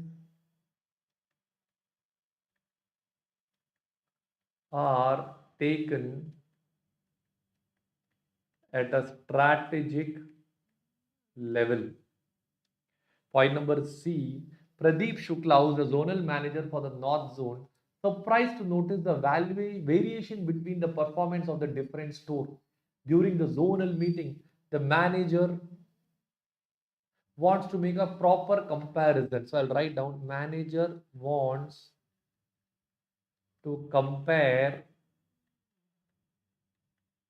wants to compare the performance of different stores. All right. Some of the stores being large in size, space, and holding the large quantum of stock are not able to register the sale comparable to the size.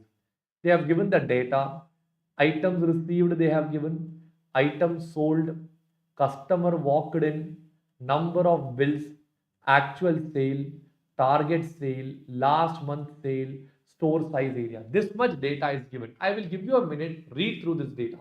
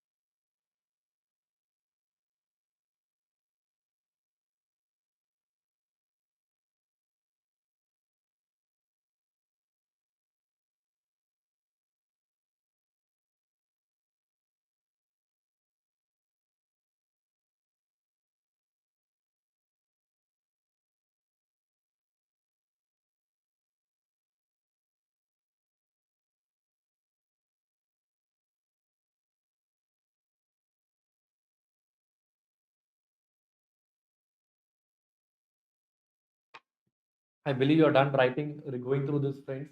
Now, ideally, from this we can find out lot of hidden information. For example, actual sale is 8416. Number of invoices 3216. Correct? Sorry, friends. So ideally, I can just do 8416 divided by 3216. I will get the answer as 2.61. Like this, I can do lot of analysis. What the RTP has done is they have used some technical terms which maybe the industry which is used is the textile industry. But since we are not into textile business, these terms are not familiar to many of us. Plus, These terms are only used by some high-end textile showrooms, and there is no terminology in your study material also. So I will just take the solution and show you. We'll just read this and finish it off, because this is something what you'll have to just go through it. For example, the first one, they are saying basket size. They have given a formula for basket size, number of items sold divided by total number of bills. So this will give you every one bill how many items I am selling. So I might sell 10 items per bill, 5 items per bill, etc. etc. Second term that they have used is called as the ticket size. Ticket size, they have given the formula as total sales in rupees divided by total number of bills. So here I will get per bill what is the average selling price that I get per bill. Then they are asking about conversion rate. Conversion rate means total number of bills, whatever we have, divided by total number of customers who have walked into the store. So I have 100 bills, 10 customers walked into the store, means per customer I am getting how many bills over there? I am getting 10 bills per customer. Conversion rate, average selling price, that is total sales divided by number of items sold, sales per square feet, very important thing friends. Big shopping malls have got more sales, small shopping malls get less sales. That's because of the area and the stock that is kept over here. Formula will be total sales in rupees divided by the store size. Sales through ratio, number of items sold divided by number of items received. 100 items received, 50 items sold. 0.5 will be the sales ratio. I should try increasing the sales through ratio. Then you have target current year versus the last year. So this year total sale divided by previous year total sale. That is target versus achievement. Friends, can you write down these formulas in your books?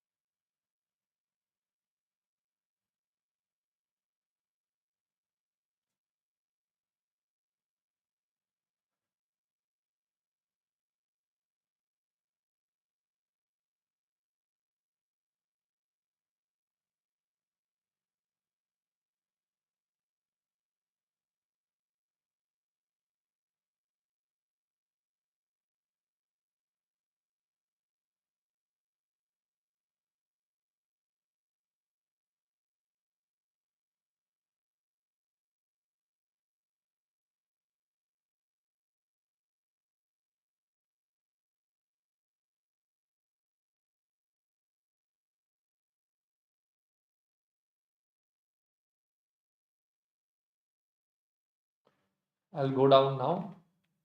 Conversion rate.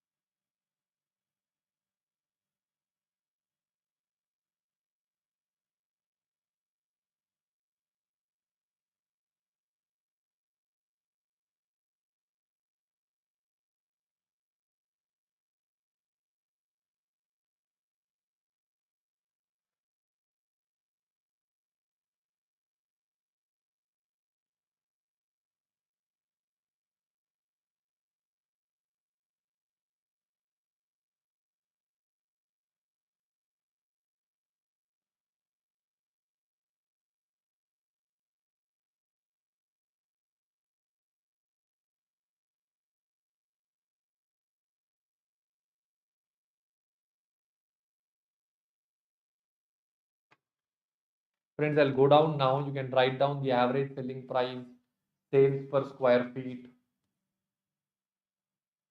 sales through ratio.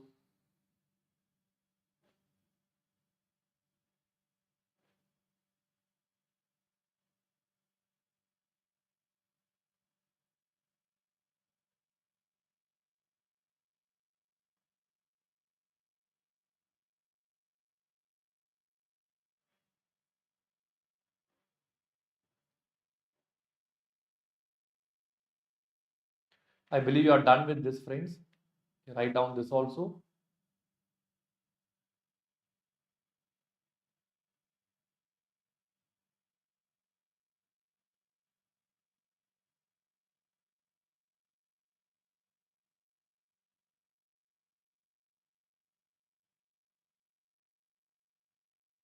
I believe you are done with this part also, friends. Apart from this, they have also given, they have told period and time should be the same. Fine, that's fine. They have given three more terminologies for us to learn over here.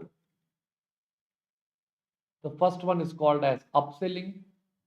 Second one is called as cross-selling. And the last one is what they call it as add-on selling. Friends, upselling means I must have gone to the store to, let us say, example, I wanted to buy a dairy milk chocolate. This must be having a price of 10 rupees. But they looked at me and they told that, sir, don't go for dairy milk. We have a Toblerone, which is very, very good. And they convinced me to buy Toblerone instead of buying dairy milk. And I end up paying 100 rupees. So I buy a better or a bigger product rather than the product that I intended to buy. That is what you call it as upselling. Okay. I buy a more expensive product than whatever is intended. Cross selling means, okay, this is something what normally happens in, majority CA firms also. A person, let's say a client is coming to our office and he wants auditing services. We would say, yes, we will do the auditing services. The moment we do auditing services, automatically, if they get tax related doubts also, they take the same tax consultation from the same person. So this is an example of cross selling. You go there for one service, but you end up selling, apart from A, you end up selling B also, which is called as cross selling. Add on selling means I go to a particular store, let's say a supermarket, and I'm going there to buy, let us say, something. I'm going to buy vegetables over there. Okay. Many a times, many brands, like I'm not sure if you have heard of it, there was an earlier brand called as Milo. Have you heard of this brand? I don't know if it's still there. I used to have it during my school days. I believe it's still there, Milo. All right, this is basically something like Bonvita or Horlicks. Okay, what they used to do was supermarkets outside they will be providing cold Milo free of cost. So whoever comes to supermarket and they are going out, they will be given a glass of cold Milo drink. Why they do that is because once you drink Milo, you find it tasty. Next time you will go and you will start purchasing Milo. Are you understanding my point? Can you write down this in your books now?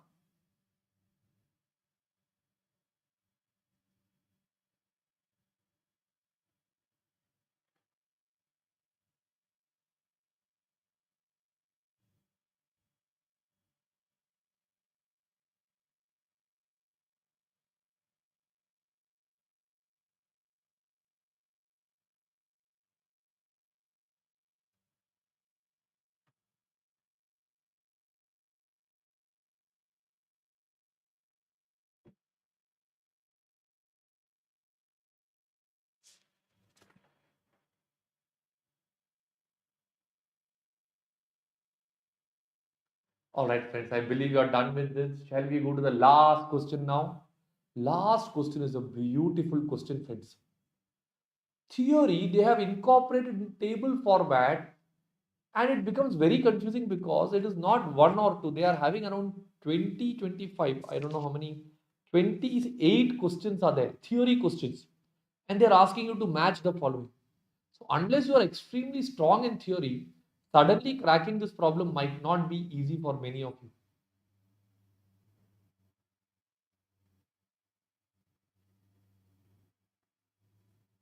All right. Look, this is the question. All right. We'll do it one by one, friends. All right. You please read through the first question now. Every question I'll give you a 10-second time to read and then we will do it together.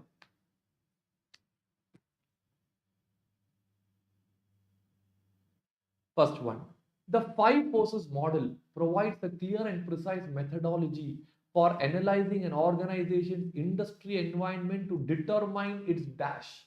Now, friends, unless you know what is five forces, you will never be able to answer this question. So, the five forces of Porter says every company has got five forces which determines its power. The first one is the customer. Second one is the supplier. Okay. Third one is my competitor. Fourth one is my employees, my inside people. Okay. inside, or I will call it as employees and the insiders of the company. All right. Like this, we have got one more. I think the last one is differentiation strategy or the product differentiation knowledge. Exact theory you can go through the Porter's 5 forces, or if you want, I'll just show you. It is coming in chapter number 1. Let's take it and let's exactly check. I think I've gone wrong a little bit here and there. Let me just take the introduction. Yes, strategic position. Wait. Threat of new entrants. We talked about the buyers, about the suppliers, about the substitution of service. That is what I mentioned it as the competitor, okay, and differentiation. So this two together comes in as substitution, okay, and the internal point is not coming in here. They are saying the next one is new entrants. That is again the competitor and the substitute of services, okay, substitute of products. Here substitution or new entrants. We'll call this as new entrants. All right. And the last point what they mentioned is rivalry among the existing competitors. Whatever is the rivalry happening between these. All this is mainly done to determine that if I have better supplier, better customer, no competitors and no substitutes, I will be able to generate higher profit. So friends, the answer for the first question is profit. Now for you to go search from here, profitability will be a task. So I'll directly give you the answers. You go on writing the answers. All right.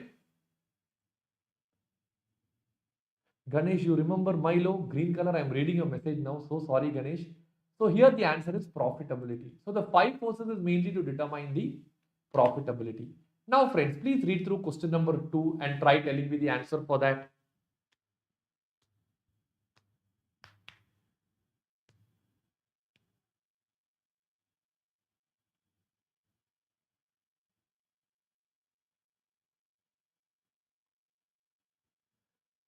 The more substitutes the buyer will have.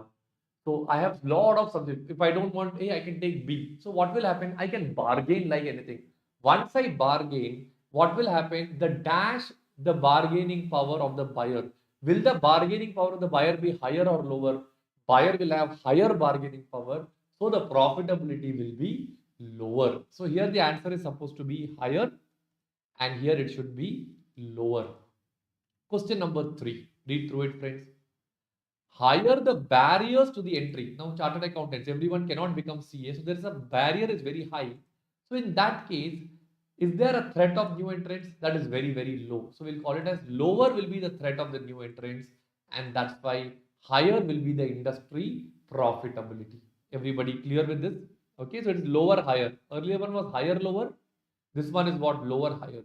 Question number 4. Read through it, friends.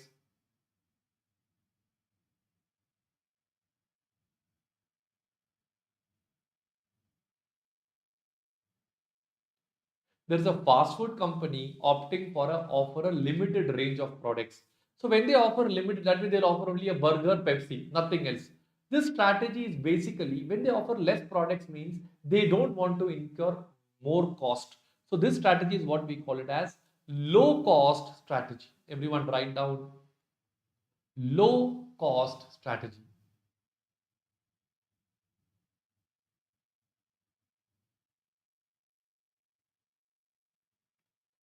Next one.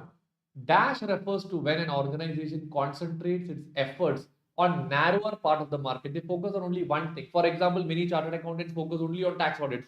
Many company secretaries focus only on company incorporations. Okay. What do you mean by that? There's a terminology which is called as focus. Everyone write down focus.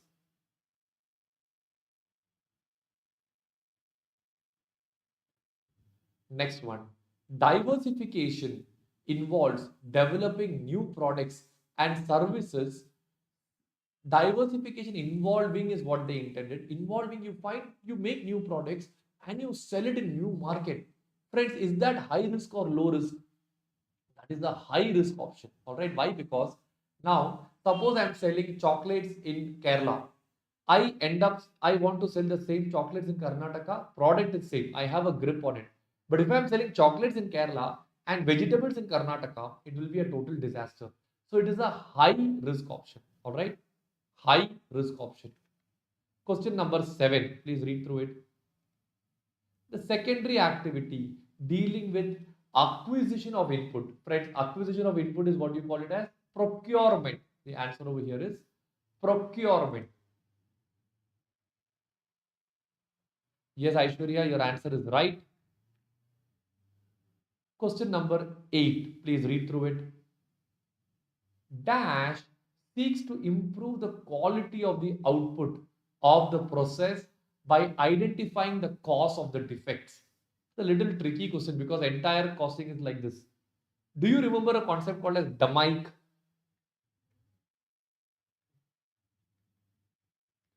There is define, then you have measure, analyze. I don't remember what was I. C was control. I think it's implement. Analyze, implement, and control. Let's confirm this, friends. These terminologies we don't need to by heart as such. DMAIC full form. Measure, analyze, improve, and control. So not implement, it is improve. All right. Improve and control. That's called as DMAIC, and this is one of the ways how you define the problem, measure the problem, and then you control the problem. This comes under the category of Six Sigma. All right. Fine. Six Sigma. So write down question number 8's answer is Six Sigma. Now read through question number 9.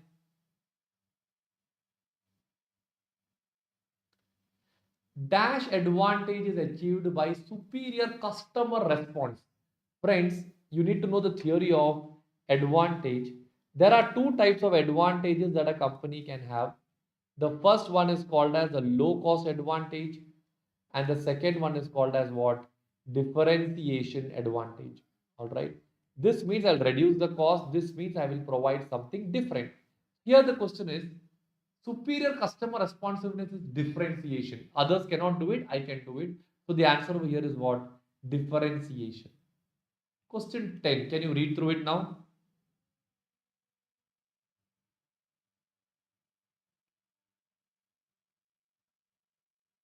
This one is a useless question, friends. Very difficult to answer. So normally if you get a question like this, you keep this pending and go to the next one. And finally, whatever is left in the option, you put it over there. By understanding how the value chain is designed or configured, encompassing the efficiencies, cost, and value that can be created, the organization can better position itself against industry competitors and pursue its chosen dash strategy. Generic strategy, friends. That's a very tricky one. Generic strategy. It is one sentence copied pasted from the textbook. You won't be remembering it like this. Generic strategy. 11. Target costing means product cost is estimated by derived by subtracting a profit margin from what? From a competitive market price. So here what's the answer? Market price. This one is easy. Market price.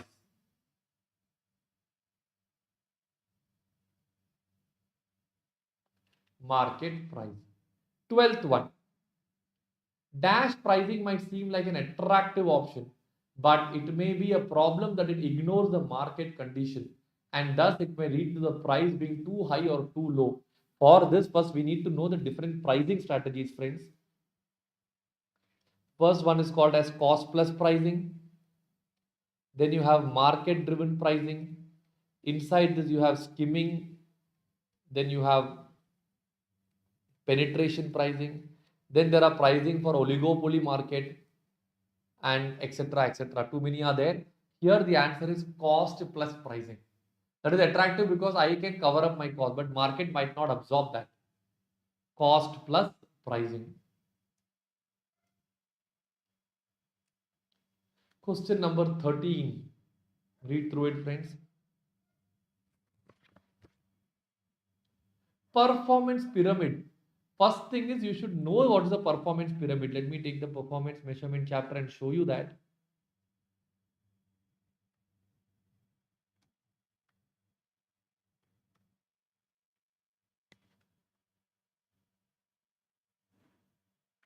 This is a performance pyramid. So you need to by heart this. It's a non-financial performing measure. Now read through it. What was the question that we had?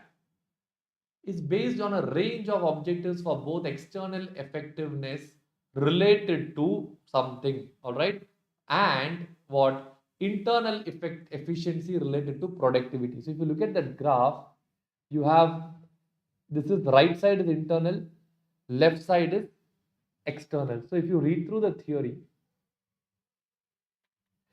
market customer satisfaction, overall this entire thing is for customer satisfaction, and the right graph is for efficiency. So here the answer is customer satisfaction. Please note down customer satisfaction. Question number 14. Unplanned downtime loss includes dash and unplanned maintenance. Friends, it includes equipment downtime. All this you have to cross check from the answer and write down equipment downtime or equipment breakdown. Equipment breakdown that results in unplanned downtime. If machine never breaks down, you will never have unplanned downtime. Question number 15.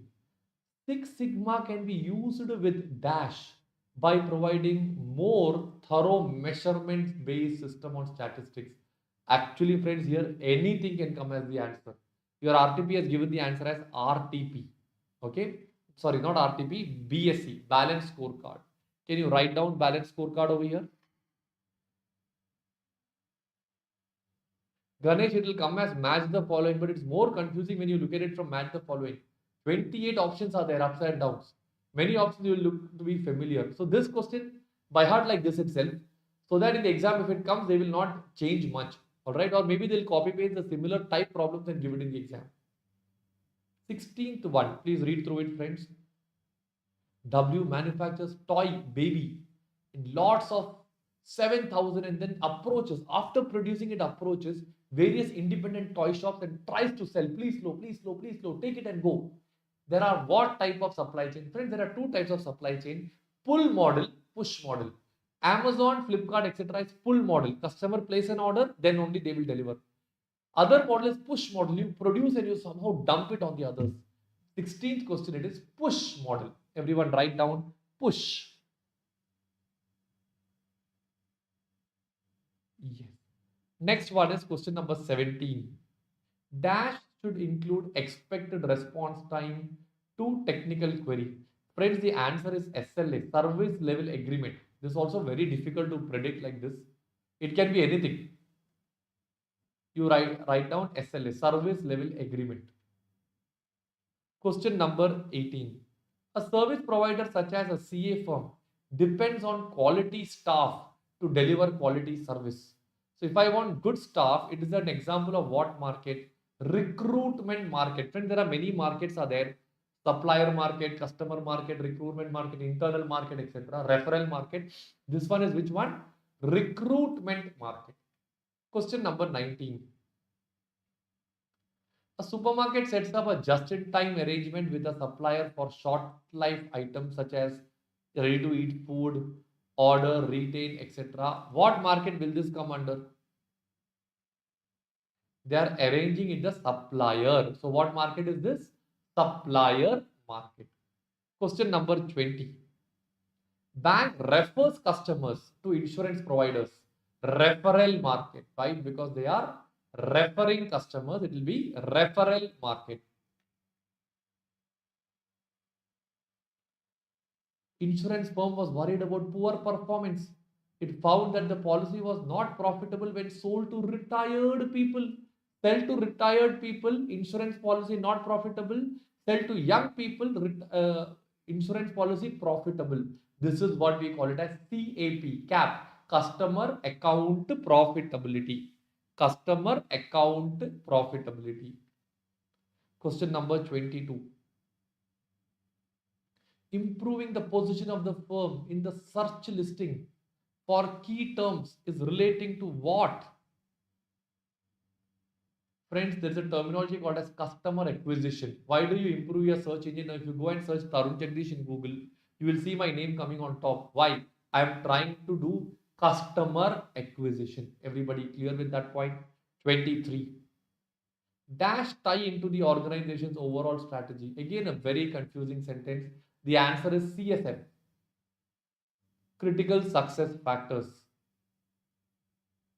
24. Dash for efficient production could include maximum liters of acetic acid. Friends, the answer is KPI, key performance indicator. We always have KPI to ensure or check the measurement of the company. All right. So the answer for 24 is KPI, key performance indicator. The principle of controllability is required to be considered when using dash measures. Friends, there are two types of measures: financial measures, non-financial measures. Where do we create control?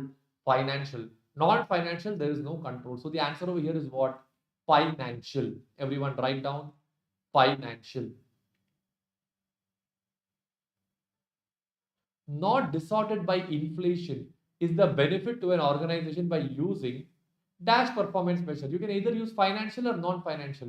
Financial will have inflation, non-financial will not have inflation. So the answer over here is what? Non-financial. Question number 27. Where W has set its staff targets relating to improvement in the number of customer complaints in relation to performance pyramid. Friends, performance pyramid, I think I already took it over here or here. This is basically for overall delivery or for business development. All right. So the answer that you have to give over here is business development. Where did the RTP go? It is business development level. Please write down over here business development level. Last one, building block. Under the building block model, the dash for the business are referred to as dimensions. There are two things, friends, in that you have results and you have dimensions. Dimensions are the CSF, critical success factors of the company. So you write down for 28 CSF, critical success factor.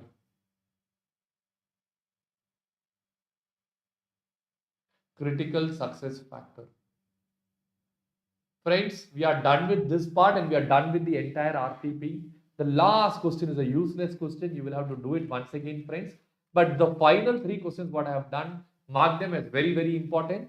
Rest of the questions, what we did was conceptually the same, but still you can spend some time and clear it up. Okay, I hope you are clear with the entire thing, friends. So shall we pack up our session now, friends? All the very best for the exams, friends. Exams are nearing. We have very less time for the exams now. Keep your cool, give in your 100%. Leave everything else.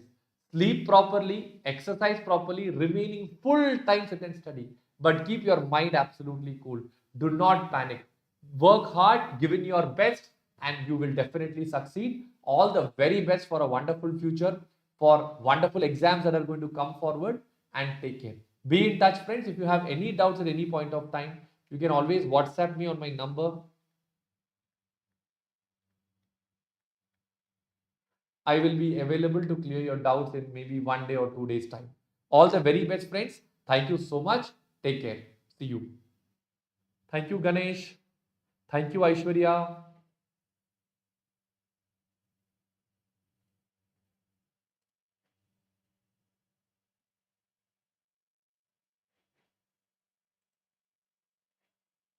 Thank you, Srivan. Thanks a lot. Have a nice time.